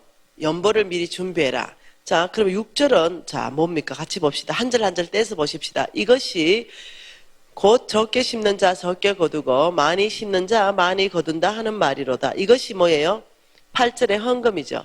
이것이 미리 준비한 헌금이 적게 심는 자 적게 거두고 많이 심는 자 많이 거둔다. 이게 무슨 말입니까? 놀랍도록 이거는 농사예요. 농사법을 말했어요. 헌금을 얘기한 게 아니라 적게 심으면 적게 거두고 많이 심으면 많이 거둔다. 농사법에 대해서 말씀하고 있는 거죠. 자, 7절을 한번 봐보십시다. 각각 그 마음에 정한 대로 할 것이요 인색함이나 억지로 하지 말지니 하나님은 즐겨내는 자를 사랑하시니라. 이게 무슨 말이에요? 또 헌금이죠. 또 헌금에 대해서 말씀해요. 자, 그럼 8절을 또 한번 떼서 보십시다. 같이 읽습니다. 하나님이 능히 모든 은혜를 너희에게 넘치게 하시나니 이는 너희로 모든 일에 항상 모든 것이 넉넉하여 모든 착한 일에 넘치게 하려 하심이라. 자, 이것은요 지금 설명할 길이 없는데 시간이 없는데 이 한 절은요 국어 실력이 있어야 됩니다. 이것은 두 가지 원칙에 대해서 말하고 있습니다. 이것은 농사의 원칙과 헌금의 원칙을 말합니다. 농사의 원칙 플러스 헌금의 원칙을 같이 말하고 있습니다. 나중에 설명해 줄게요. 자, 9절 같이 읽습니다. 기록된 바 그가 흩어 가난한 자들에게 주었으니 그의 의가 영원토록 있느니라 한가 같으니라. 이 9절도 마찬가지입니다. 이것도 헌금 플러스 농사에 대해서 같이 말합니다. 여러분 그냥 따라오세요. 지금 왜 이게 헌금 농사지? 국어 실력 없는 줄 알고 그냥 따라오세요. 나중에 지금 따라와야 돼요. 그냥 그대로 멈추고 이해 안 돼도 따라와야 돼요. 알았죠? 자, 10절 같이 읽습니다. 심는 자에게는 씨와 먹을 양식을 주시는 이가 너의 심을 것을 줘서 풍성하게 하시고 의의 열매를 더하게 하셨다. 이건 뭐예요? 심는다, 거둔다. 이건 농사예요. 자, 11절 읽습니다. 너희가 모든 일에 넉넉하여 너그럽게 연보함은 그들이 우리로 말미암아 하나님께 감사하는 것이다. 이건 또 헌금에 대해서 말해요. 자, 칠판 한번 봐보십시다. 하나님 놀러 오신 분이에요. 고린도후서 8장 9장은 무슨 이야기라고요? 돈 이야기입니다. 돈 이야기, 헌금 이야기를 하나님이 풀어가는 방식은 헌금, 너희들이 미리 연보를 준비해라 이렇게 말하면서 그 준비한 헌금은 적게 심으면 적게 거두고 많이 심으면 많이 거둔다는 농사법으로 말하고 있다는 거예요. 헌금을 농사법으로 비유하고 있다는 거예요. 헌금이 농사, 헌금이 농사, 헌금이 농사 이렇게 비유하고 있다는 거죠. 이게 무슨 말이냐면 농사다 이런 것은 여러분 감나무를 하나를 딱 심으면 감이 수백 개가 열리는 게 농사예요. 이 농사법으로 헌금을 말한다는 거예요. 여러분 조 아나요? 조 눈에 안 보이는 거. 그 조 하나를 심으면요. 이건 직접 세려봤어요. 조대가 올라오는데 그걸 쭉 조대를 하나 끊어가 세려봤는데 24,000개예요. 조 하나는 조 24,000개를 나오게 해요. 굉장한 거죠. 여러분 더 심한 거는 뭐냐면요. 맨드라미입니다. 맨드라미 씨가 눈에 보이지도 않는데 그거 하나 심었잖아요. 그럼 그거 털면 몬세라요. 네, 24,000개보다 넘으니까 몬세라요. 그럼 해바라기 아시죠? 해바라기 알 하나 심으면요. 해바라기 대가 올라오고 해바라기 큰 거 2개 열리기 때문에 한 개인데 한 대가 나와버려요. 이게 농사예요. 근데 놀랍게도 하나님께서는 너희들이 한 헌금이 농사법이 적용되는 헌금이 있다라고 말하는 거예요. 이게 참 비밀 중에 비밀이라는 거죠. 헌금은 두 가지 종류의 헌금이 있습니다. 하나는 없어지는 헌금이 있고 하나는 농사법이 적용이 되는 헌금이 있어요. 없어지는 건 말 그대로 내 재산이 없어져요. 내 재산이 사라지는 거예요. 그런데 한쪽 헌금은 그것이 아니라 땅에 좋은 땅에 묻혀져서 이것이 심겨져서 이것이 몇 배로 열매 맺는 헌금이 있다는 거예요. 실질적으로. 만일 이것이 성경 말씀 안에서부터 증명이 가능하다면 여러분은 농사법 헌금을 해야 돼요? 없어지는 걸 해야 돼요? 농사법을 해야 되는 거예요. 근데 저는 너무나 미련해서 헌금을 참 많이 했습니다. 그런데도 농사법의 헌금을 할 줄 몰랐고 없어지는 헌금을 했다는 거예요. 없어지는 헌금은 뭐냐? 그 헌금하는 주체가 하나님이 아니라는 거예요. 하나님, 저는 이렇게 했습니다. 헌금을 하는데 저는 1억씩 이렇게 헌금했어요.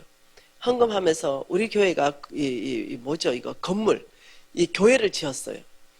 선교관을 지었죠. 그리고 전 교인이 헌금을 이제 하기 시작했어요. 그리고 능력껏 다 작정하기 시작했어요.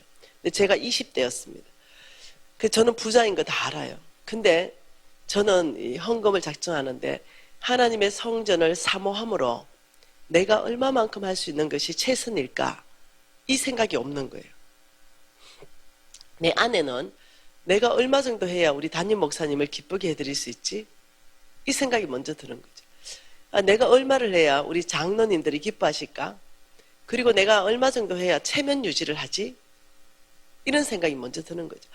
내가 체면 유지는 해야 될 텐데 그래도 내가 사업가라는 거 알고 있는데 그래도 뭐 한 2천만 원 이래하면 내 체면이 유지 안 될 텐데 그리고 우리 담임 목사님이 보고 뭐라 하겠냐?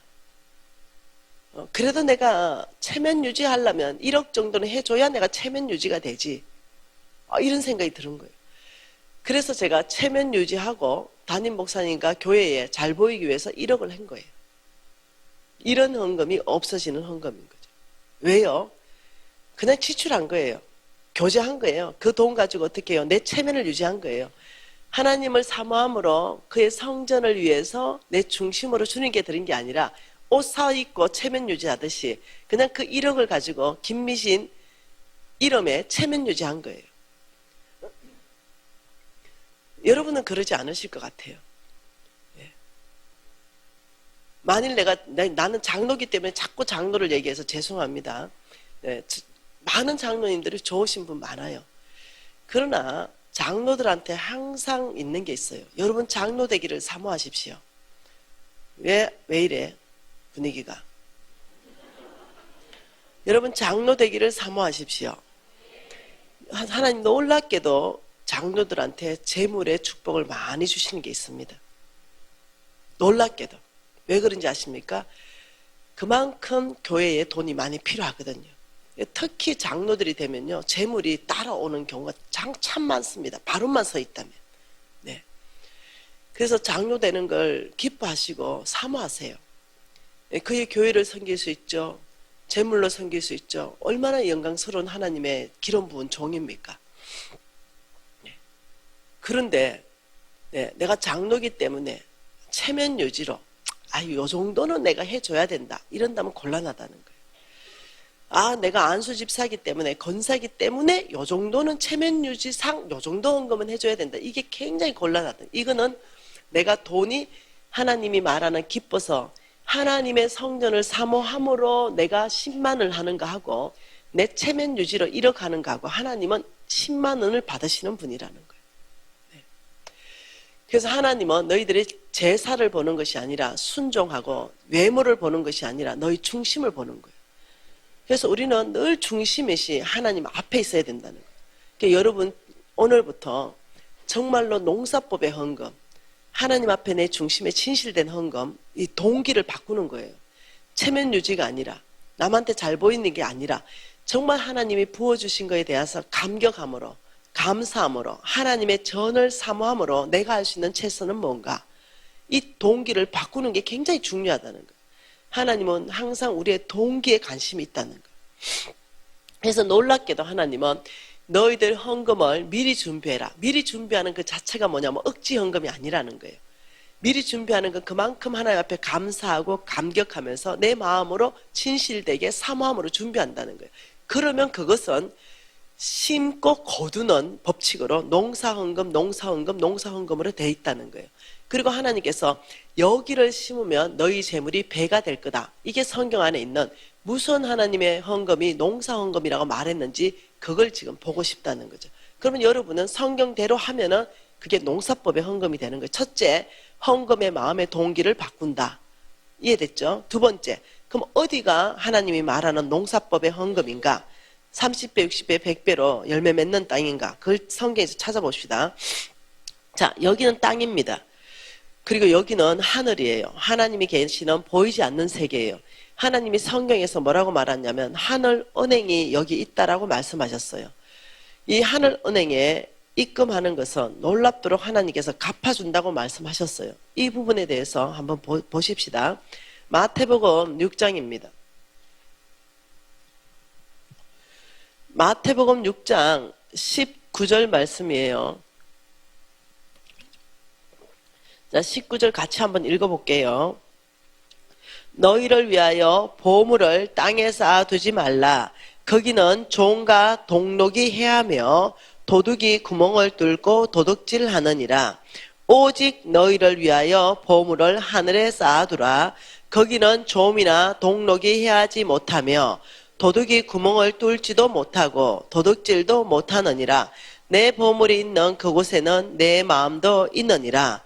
하나님이 보물을 땅에 쌓지 말라. 이 말은 저축하지 말라는 말이 아니지요. 속부처럼 땅에 쌓지 말라는 거예요. 속부처럼. 속부처럼 땅에 쌓지 마라. 이유가 너희를 위해서다. 하나님을 위해서 하는 게 아니에요. 인간이 어떻게 하나님을 위해 줍니까? 너희를 위해서 말하는데 속부처럼 보물을 땅에 쌓으면 도둑이 구멍 뚫고 없어진다. 하나님이 그 재물을 취해간다 그랬죠. 없어진다. 그러니 오직 너희를 위해서 말하는데 하늘 은행에 너의 보물을 쌓아라.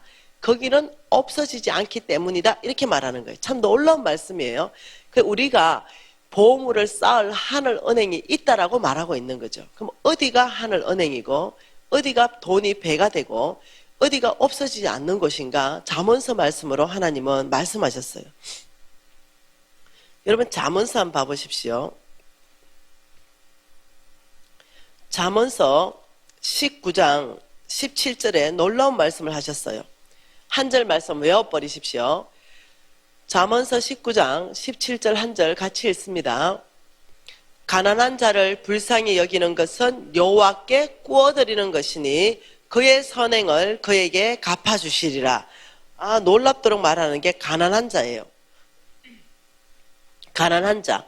가난한 자를 불쌍히 여기는 것은 여호와께 구워드리는 것이니 이게 한 대목이에요. 그리고 그의 선행을 그에게 갚아주시리라. 이것을 쉬운 성경으로 해석해 놓은 걸 그대로 한번 읽어볼게요. 쉬운 성경은 이렇게 되어 있습니다. 가난한 자에게 베푸는 일은 여호와께 빌려드리는 것이니 그분이 후하게 보상해 주신다. 이렇게 말했어요. 그러니까 한국 단어로요. 이자율을 말씀했어요. 이자율을 뭐라고 말했냐면 후하다. 이렇게 후하다. 여러분 가난한 자가 있어서 10,000원을 줬어요. 너무 가난해 보여서 내 돈 10,000원을 주면서 설렁탕 한 그릇 사 먹으시라고 했어요. 그러면 그 돈이 없어졌잖아요. 땅에서 없어졌잖아요. 없어지는 게 아니라는 거예요. 하나님이 가난한 자를 불쌍히 여기는 것은 여호와께 구워드렸다. 네 10,000원이 하늘은행에 플러스 10,000원으로 저축되어 있지 없어지는 게 아니다. 가난한 자를 불쌍히 여기는 것은 여호와께 빌려드리는 것이니 그분이 후하게 보상해 준다. 후하다는 것은 10,000원을 10,000원으로 준다는 뜻이 아니에요. 10,000원 이상으로 준다는 거예요. 이것을 영어 성경으로 읽어보면요. 무슨 뜻이 나오냐면 가득이라는 뜻이 나옵니다. 풀로 갚아주겠다. 가득 갚아주겠다. 넘치도록 갚아주겠다. 이렇게 되어 있어요. 그럼 원어 성경은 무엇이냐? 여러분 원어를 나중에 봐보세요. 무슨 뜻이냐면 배가입니다. 배가. 가난한 자를 불쌍히 여기는 것은 여호와께 구워드리는 것이고 그의 선행을 배가시켜서 갚아주겠다. 이게 원어의 의미예요. 그러니까 하나님은 가난한 자한테 주는 것은 놀랍도록 없어지지 않는다고 말하고 좋은 땅에 심겨졌다 말하고 하늘은행에 입금되어서 너희들이 필요할 때 배가시켜서 갚아주겠다 말하는 거죠. 한 구절 더 보십시다. 고린도후서 말씀 9장 말씀 또 보십시다.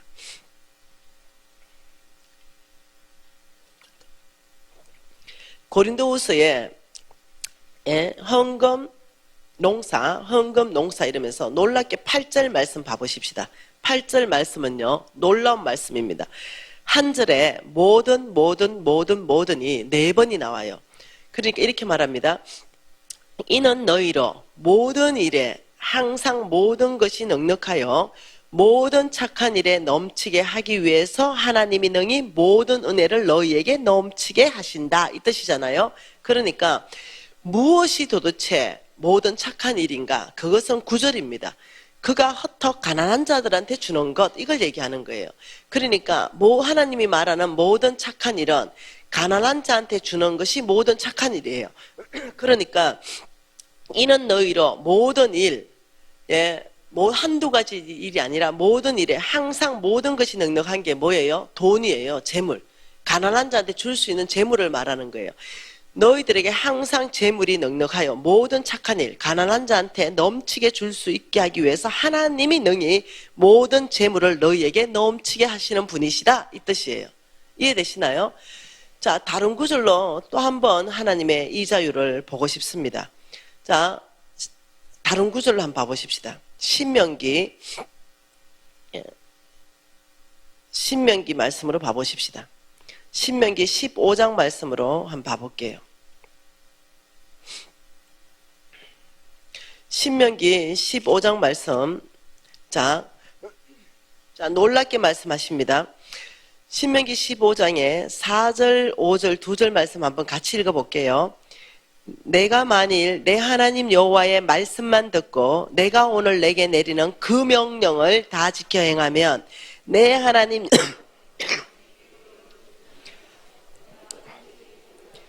그 명령을 지켜 행하면 내 기업으로 주신 땅에서 내가 반드시 복을 받으리니 너희 중에 가난한 자가 없는 복을 받게 될 것이다. 그 명령이 뭐냐면요, 놀랍습니다. 그 명령은 가난한 자한테 주라는 명령이에요. 조금 더 보겠습니다. 자, 이 자유를 말씀합니다. 가난한 자한테 줬을 때 6절 읽어보겠습니다. 내 하나님 여호와께서 내게 허락하신 대로 내게 복을 주시리니 내가 여러 나라에 꾸어줄지라도 너는 꾸지 아니하겠고 내가 여러 나라를 통치할지라도 너는 통치를 당하지 아니할 것이다. 이 자율 첫 번째를 보면 무엇을 말씀하시냐면은 너는 여러 나라에 꾸어줄지라도 꾸지 않을 것이다. 아, 이게 뭡니까? 꾸어주는 삶, 꾸어주는 삶. 꾸지 않는 삶, 꾸어주는 사람은 재물의 복을 말합니다. 자, 그리고 또 두 번째는 뭐라고 말씀하셨냐면 너는 여러 나라를 통치할지라도 통치를 당하지 않을 것이다. 이거는 영향력 있는 삶입니다. 영향력 있는 삶. 다시 말하면 종으로 사는 것이 아니라 네가 주인이 될 것이다, 이 말이에요. 그러면서 7절에 같이 읽습니다. 내 하나님 여호와께서 내게 허락하신 땅 어느 성읍에서 가난한 형제가 너와 함께 거주하거든 그 가난한 형제에게 내 마음을 완악하게 하지 말며 내 손을 움켜쥐지 말고 뭐라고요? 반드시 이랬습니다. 반드시. 예, 반드시 그 손을 펴서 그에게 꾸어주라, 이렇게 말했어요. 그리고 10절 같이 한번 읽어볼게요. 또 너는 반드시 그에게 줄 것이요 줄 때는 아끼는 마음을 품지 말 것이라. 이로 말미암아 내 하나님 여호와께서 내가 하는 모든 일과 내 손이 닿는 모든 일에 복을 줄 것이다. 그러니까 가난한 자를 도와주면 내가 하는 모든 일입니다. 내가 하는 모든 일, 내 손이 닿는 모든 것. 예, 여기에 뭘 준다면 복을 줄 것이다. 참 놀랍게 말했어요. 그러면서 11절에 뭐라 그랬어요? 땅에는 언제든지 가난한 자가 거치지 아니하겠고 내가 내게 뭘 해요? 명령하여 이르노니 너는 반드시 내 땅 안에 있는 형제 중에 곤란한 자와 궁핍한 자에게 손을 펼쳐라. 그러니까 하나님께서는 이 가난한 자를 도와주라 할 때는요, 이것을 놀랍게도 어떻게 말했냐면요, 반드시 하면서 명령으로 하셨어요. 그러니까 겉면사항이 아닙니다. 해도 되고 안 해도 되는 것이 아니라 너는 반드시 가난한 자한테 주라. 너는 반드시 이것은 내가 너에게 명령한다. 이렇게 말해서 만일 그렇게 되면 내가 너에게 복을 내리는데 꾸지 않고 꾸는 삶, 재물의 축복을 내려줄 것이다. 두 번째, 종이 되지 않고 주인 되는 삶, 영향력 있는 삶, 통치할지라도 통치당하지 않는 삶을 살게 할 것이다. 세 번째, 네가 하는 모든 일과 네 손이 닿는 모든 일에 뭐 주냐면 내가 반드시 복을 내릴 것이다. 이 세 가지 약속을 하셨어요. 근데 또 말씀하셨어요. 시편 말씀 또 봐보십시다. 시편 41편에 또 말씀하셨어요.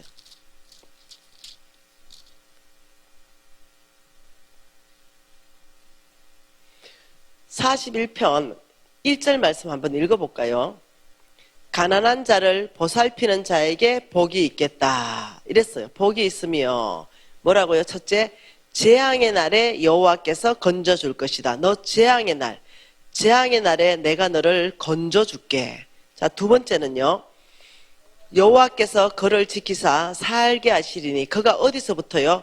이 세상에서부터 복받게 할 것이다. 세 번째는요. 3절. 여호와께서 그를 병상에서 붙드시고 그가 누워있을 때마다 그 병을 고쳐준다. 병 고침요. 네. 이 가난한 자를 보살피는 자에게는 이런 복을 줄 것이다. 너는 꾸지 않고 꾸어주는 삶을 살게 할 것이고 너는 통치당하지 않고 통치하는 삶을 살게 할 것이며 네가 하는 모든 일, 네 손이 닿는 모든 일에 내가 복을 내릴 것이며 재앙 만났을 때 내가 너를 건져줄 것이며 이 세상에서부터 복받게 할 것이며 네가 병이 걸렸을 때 그 모든 병을 내가 고쳐줄 것이다. 근데 이 말씀이요 또 있어요. 많이 찾을 수 있어요. 그런데 몇 군데를 제가 더 찾아드릴 수 있냐면 1500군데를 더 찾아드릴 수 있어요. 그러니까 하나님의 마음이 얼마나 가난한 자한테 있는지를 아셔야 돼요. 그래서 또 다른 구절을 찾아보면은요, 뭐라고 나왔냐면 이렇게 말합니다. 내가 너의 앞에서 호위해 줄 것이다. 내가 너의 뒤에서 호위해 줄 것이다. 이래요. 가난한 자를 도와주면. 그 말씀을 찾아보면 또 뭐라고 하냐면 네가 나에게 부르짖을 때 그 기도에 응답해 줄 것이다. 이렇게 말해요. 그리고 또 찾아보면 뭐라고 말씀하냐면 너의 삶에 열매 맺는 삶을 줄 것이다. 이렇게 말해요. 그래서 이 가난한 자를 돕는 데는 하나님은 놀랍도록 어마어마한 축복이 여기에 다 붙어 있다는 거예요. 왜 그럴까요? 이 예수 그리스도 그분은 사랑이십니다. 가난한 자는 하나님이 먹이시고 하나님이 입히시는데 누가 나의 부담감을 덜어주겠냐 이거예요. 여러분 하나님은 전능하시고 신실하세요. 약속한 걸 반드시 이룰 수 있는 능력이 전능이에요. 우리가 불치병 걸렸을 때 불치병이라는 것은 사람이 못 고친다는 거예요. 이거는 오직 하나님만 고치는 거예요. 이럴 때 하나님은 그 사람 병을 고쳐준다. 누구? 가난한 자를 불쌍히 여기는 자. 아, 이게 놀라운 거예요.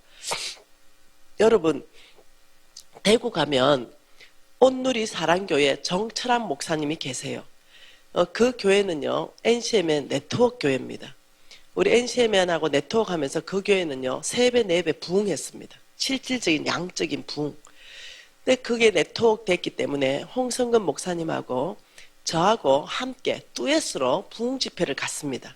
홍 목사님이 성경적 기반을 내리며 나는 옆에 서 있다 마이크 받아서 따블따블 간증만 하고 너무 재밌는 거죠. 예. 그런데 그 목사님이 놀라운 간증을 하나 했습니다. 그게 뭐였냐면은 당신이 온몸 전체가 암이었다는 거예요.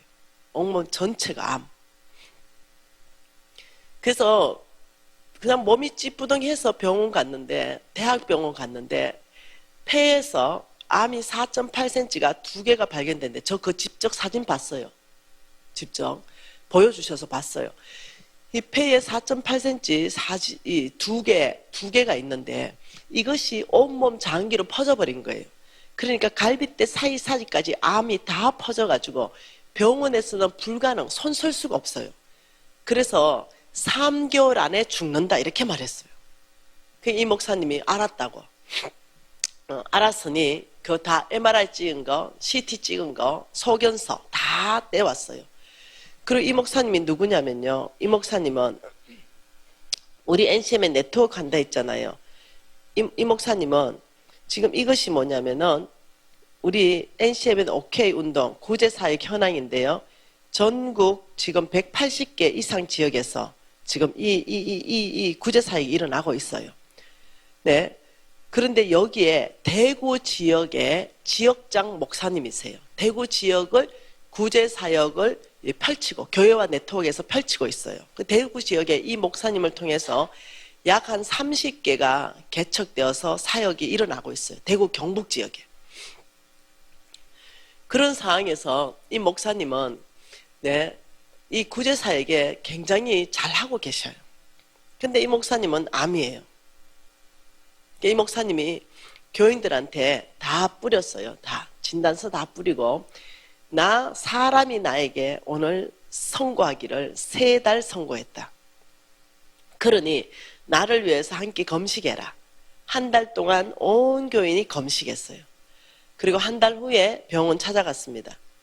그리고 병원에 다시 좀 진단 내려달라. 이러니까 이 병원장이 웃기는 거죠. 아니 어차피 진단은 끝났다. 아니 다시 내려달라. 이래서 하도 우기니까 다시 진단을 내립니다. 그리고 병원이 뒤집어졌죠. 한 달 딱 후에 이 목사님 안에 있는 암세포가 단 한 개도 발견할 수 없음. 할렐루야. 주님이 하셨습니다. 이 간증을 하니까 어느 교회에서 했는데 어떤 청년, 내가 이제 마치고 가는데 어떤 청년 하나가 쫓아나왔어요. 미진 간사님 거기 서십시오. 왜 거짓말 하십니까? 내가 무슨 거짓말 했는데 그러니까 자기가 의사래요. 레지던트랍니다. 인턴이라는 거죠. 그런데 이거는 절대로 일어날 수 없는 일입니다. 당신이 그 병원을 얘기하십시오. 내가 뒷조사를 하겠습니다. 그래서 내가 할렐루야. 형제님, 아버지가 혹시 누굽니까? 장로님이십니다. 그래서 내가 이렇게 말했어요. 너네 아버지가 너를 다른 세대로 키웠구나. 너무 안타깝구나. 그런데 그 병원하고 그 목사님하고 다 자료 줄 것이다. 대신에 이게 사실이면 너는 하나님 앞에 뭐 내놓을래? 아니요, 불가능합니다.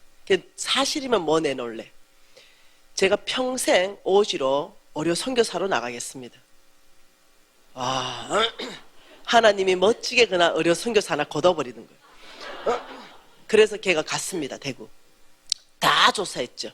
그 가장을 만났어요. 모든 진단서를 뗐죠. 그리고 연락 왔습니다. 간사님 어려 선교 나가겠습니다. 모르는 거예요. 이 하나님의 능력을 경험해보지 않는 세대는 이런 얘기하면 거짓말로 들리는 거예요. 뻔히 덜통난 걸 거짓말 하냐고요. 이 유튜브에 1억 건이 더 클릭되어 있는데 근데 안 믿으시는 거죠. 왜? 우리가 믿음으로 못 살아내고 우리가 믿음으로 하나님을 경험시켜주지 않으니까. 아이들이 교회는 나와요. 교회 손들고 찬양도 합니다. 근데 믿음은 없는 거예요. 이게 오늘날 현실이라. 여러분 작년 8월 달에 우리는 유스 히어로 캠프를 했습니다.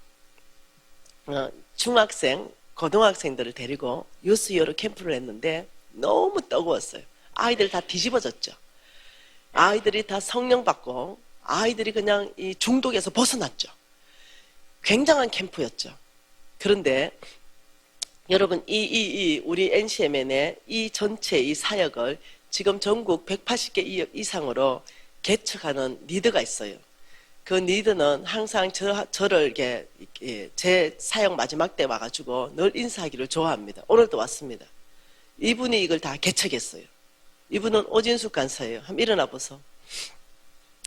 저기 있네요. 저 오진숙 간사. 네.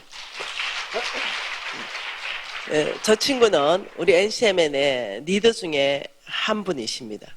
그리고 이 구제사역에 명받고 이것을 개척하며 교회를 도와주고 교회가 이 일을 할 수 있도록 해주는 거예요.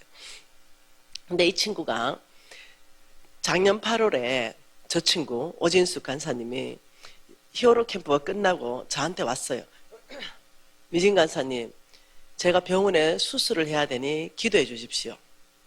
뭔 수술하냐 이러니까 제가 며칠 전에 병원을 갔는데 자궁에 혹이 이 주먹보다 더 큰 혹이 6개가 들어가 있답니다. 그래서 이것이 폐경되면서 생긴 거기 때문에 위험하기 때문에 병원에서는 수술해서 이 혹을 제거해야 된답니다. 그래서 지금 이제 오늘 끝나고 내려가면은 제가 병원에서 이 수술을 하려고 하니 간사님 기도 좀 해주세요. 내가 여러분, 저는 병원 가서 치료하는 거 주의 방법이라 생각합니다. 예. 그런데 내가 갑자기 내 머릿속에 지나가는 것이 이때가 하나님이 경험할 때가 아닌가. 내가 진숙간사, 자네가 지금 이 옥회운동본부 전체의 이 구제사역의 개척 책임자 아니냐. 그리고 자네가 했는 일을 봐라. 얼마나 하나님이 기뻐하셨겠냐. 그런데 하나님 뭐라 했냐. 너 가난한 자를 돌보면 네 병을 고쳐준다 했는데 너 믿음 없냐? 아, 간사님 믿음 있습니다. 야, 그러면 내가 오늘 네 배에 대고 손을 놓고 기도할 때 그 혹이 없어질 거 안 믿냐? 간사님 믿습니다. 또 이래. 그러면 병원 갈 거 뭐 있냐? 그냥 하나님이 그냥 혹을 녹여버리게 기도하자. 아, 좋대요. 주변에 간사들이 많았어요. 그 간사들 보고 손을 뻗어라. 이 오진숙 간사를 통해서 손을 뻗고 너네들은 축복기도 해라. 오진숙 너는 한 발 앞으로. 내 앞에 섰어요. 그리고 내가 바로 손에 배에 손을 얹었어요. 아버지, 뭐 기도도 오래 안 했습니다. 예. 아버지 약속을 신뢰합니다. 이때가 하나님 우리 오진숙 간사한테 약속을 이루실 때입니다. 이때가 하나님 영광 받으실 때입니다. 아버지 이 혹을 지금 즉시 녹여주시기를 원합니다. 하고 기도했어요. 그리고 이 자매가 또 얼마나 믿음이 있는지 광신자인지 모르겠어. 다 나았대. 내가 그러면 안 된다고. 자매님 그러시면 안 된다고. 지금 즉시로 병원 나가서 이 혹이 없어진 걸 병원 진단서를 가져와야 되지. 다 나았다면 안 된다고. 병원 가봐라고. 그리고 바로 병원 내려갔어요. 그리고 연락 왔어요. 간사님, 병원에서 이렇게 말합니다. 그 혹이 어디 갔냐? 하나도 없이 다 나와. 그래서 여러분, 우리 하나님은 살아계신 분이십니다. 우리 하나님은 신실하신 분이죠. 우리 하나님은 전능하신 분이에요. 그 하나님께서는 뭐라고 말씀하셨냐면 너희들이 가난한 자를 섬기며 나는 너희들을 섬겨줄 것이다. 재정적으로 풀어줄 것이며 너희들을 영향력 있는 삶을 줄 것이며 네 하는 모든 일에 내가 복되게 할 것이며 네가 재앙 만날 때는 건져줄 것이며 네가 이 세상에서 복받게 될 것이며 네 병은 내가 전격적으로 고치게 될 것이며 내가 네 앞에서 호위하고 내 뒤에서 호위하게 될 것이며 너의 기도에 응답할 것이며 너는 열매 맺는 삶을 줄 것이다. 이게 성경 안에 1500구절을 통해서 있다는 것이에요. 그래서 우리 NCM에는 이 가난한 자를 섬기기 위한 많은 어떤 이 프로그램들이 있습니다. 그것은 또 시간이 되면 나누도록 하겠습니다. 여러분, 우리 엄마도 마찬가지입니다. 우리 어머니도 뇌로 가는 혈관이 다 막히고 이래서 뇌세포가 죽었습니다. 그 사람을 못 알아봤죠. 우리 어머니 평생에 가난한 자를 섬겼습니다. 그리고 내가 시집갈 때 우리 어머니가 우리 딸이 시집가는 반경 1km 안에 고아와 가부와 객들이 굶는다면 이 모든 죄는 우리 딸들 머리에게로 돌아갈지어다. 이렇게 기도하신 분이에요. 그만큼 가난한 자들, 우리 홍성근 목사님은 우리 어머니를 만나 뵀죠. 그리고 이것저것 다 물어봤습니다. 얘가 고신 4대가 맞는지부터 시작해서 다 물어보셨어요. 그러면서 정말로 노벨상 받아야 되는 어머니다 말할 정도로 그러셨어요. 그 어머니가 병든 거예요. 딸도 못 알아보고 자기 나이도 모르고 자기가 누군지도 몰라요. 왜? 내 세포가 죽었기 때문에. 근데 제가 그날 하나님 앞에 기도했죠. 하나님, 저는 고린도후서 1장 20절 말씀을 붙잡고 기도했습니다. 고린도후서 1장 20절 말씀에 놀라운 말씀 한 절이 기억났죠. 이 고린도후서 1장 20절은 이렇게 말합니다. 하나님의 약속은 얼마든지 그리스도 예수 안에 예가 되니 그런즉 그로 말미암아 우리가 아멘하여 하나님께 영광을 돌리게 되느니라. 이 말씀은 이 말씀입니다. 하나님이 가난한 자를 보살피면 이렇게 축복한다는 것이 예가 된다. 이 말은 그 약속이 현실화된다. 그 약속이 이루어진다. 그래서 우리가 하나님 정말 당신은 신실하십니다. 아멘입니다. 이래서 하나님이 영광 받으시는 거. 여러분 박수 이거 하나님 영광 받으시는 거죠. 왜냐하면 하나님 정말 약속하셨고 이루시네요. 이 얘기예요. 이 말씀이 기억이 났어요. 하나님 우리 어머니의 삶 가운데 은혜 베푸십시오. 그래서 이제 뇌 수술하려고 다 준비해 놨어요. 새벽이 되었죠. 이것도 병원에 다 진단서 있는 얘기입니다. MRI, CT 다 있는 거고 진단서가 있죠. 우리 어머니가 나도 못 알아보고 당신도 못 알아보고 병원 의사가 수술 동의서 쓰니까 이 어머니는 돌아오기는 힘든다. 죽은 내 세포는 회복되지 않는데요. 단지 지금보다 더 악한 걸 막아주겠다. 다 뚫어가지고 수술해서. 그럼 평생 이분이 이렇게 사냐? 아마 이렇게 살 거다. 이랬어요. 그것도 대학병원이죠. 그래서 제가 밤새도록 한잠도 안 자고 우리 어머니 머리 잡고 기도했습니다. 하나님, 이때가 우리 어머니의 삶, 평생의 노숙자를 섬긴 우리 어머니에게 약속대로 치유할 때입니다. 의사가 치유 못하시니 하나님이 죽은 내 세포 살리셔야 됩니다. 간절히 기도했습니다. 그리고 수술하기 전에 새벽에 됐어요. 당신이 누군지를 알고 딸의 이름을 부르기 시작했어요. 의사가 수술하기 전에 너무 놀래가지고 MRI 다시 찍자. MRI CT 다 찍으니까 죽은 내 세포가 완벽하게 재생되어 있었어요. 할렐루야. 그래서 병원이 뒤집어졌습니다. 어찌 이런 일이 있는가. 그 어머니 지금도 청명하십니다. 여러분이 아빠라고 부르시는 그 하나님, 그 하나님은 전능자이십니다. 그 하나님은 신실하신 분이십니다.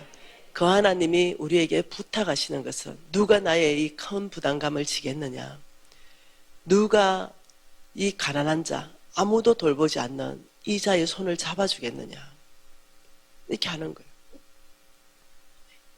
그렇다면 나는 너의 손을 잡아주겠다. 기도하십시다. 우리가 이 하나님 부담감에 응답하면 좋겠습니다.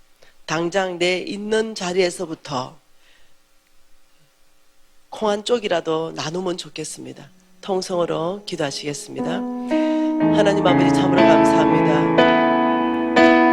아버지, 놀라운 하나님의 아름다운 약속의 말씀, 아버지, 이것을 우리가 기억합니다.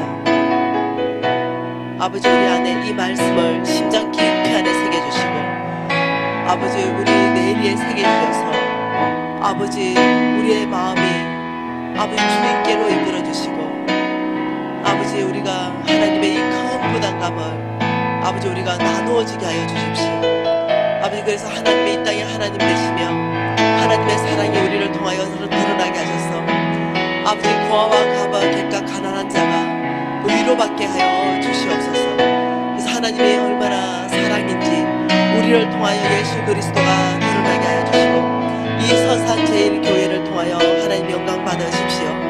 아버지, 서산 교회를 통하여 가난한 자가 위로받게 하시고, 서산 교회를 통하여 하나님의 나라가 확장되게 하여 주시옵소서. 아버지, 이 아름다운 주님의 말씀을 우리 심장 안에 새겨주셔서 아버지, 우리가 하나님 말씀을 듣고 실천하여 하나님의 약속을 나의 것으로 받는 아버지 축복된 삶을 살 수 있도록 은혜를 베풀어 주시옵소서. 예수님 이름으로 기도드립니다. 9시 15분까지 쉬겠습니다.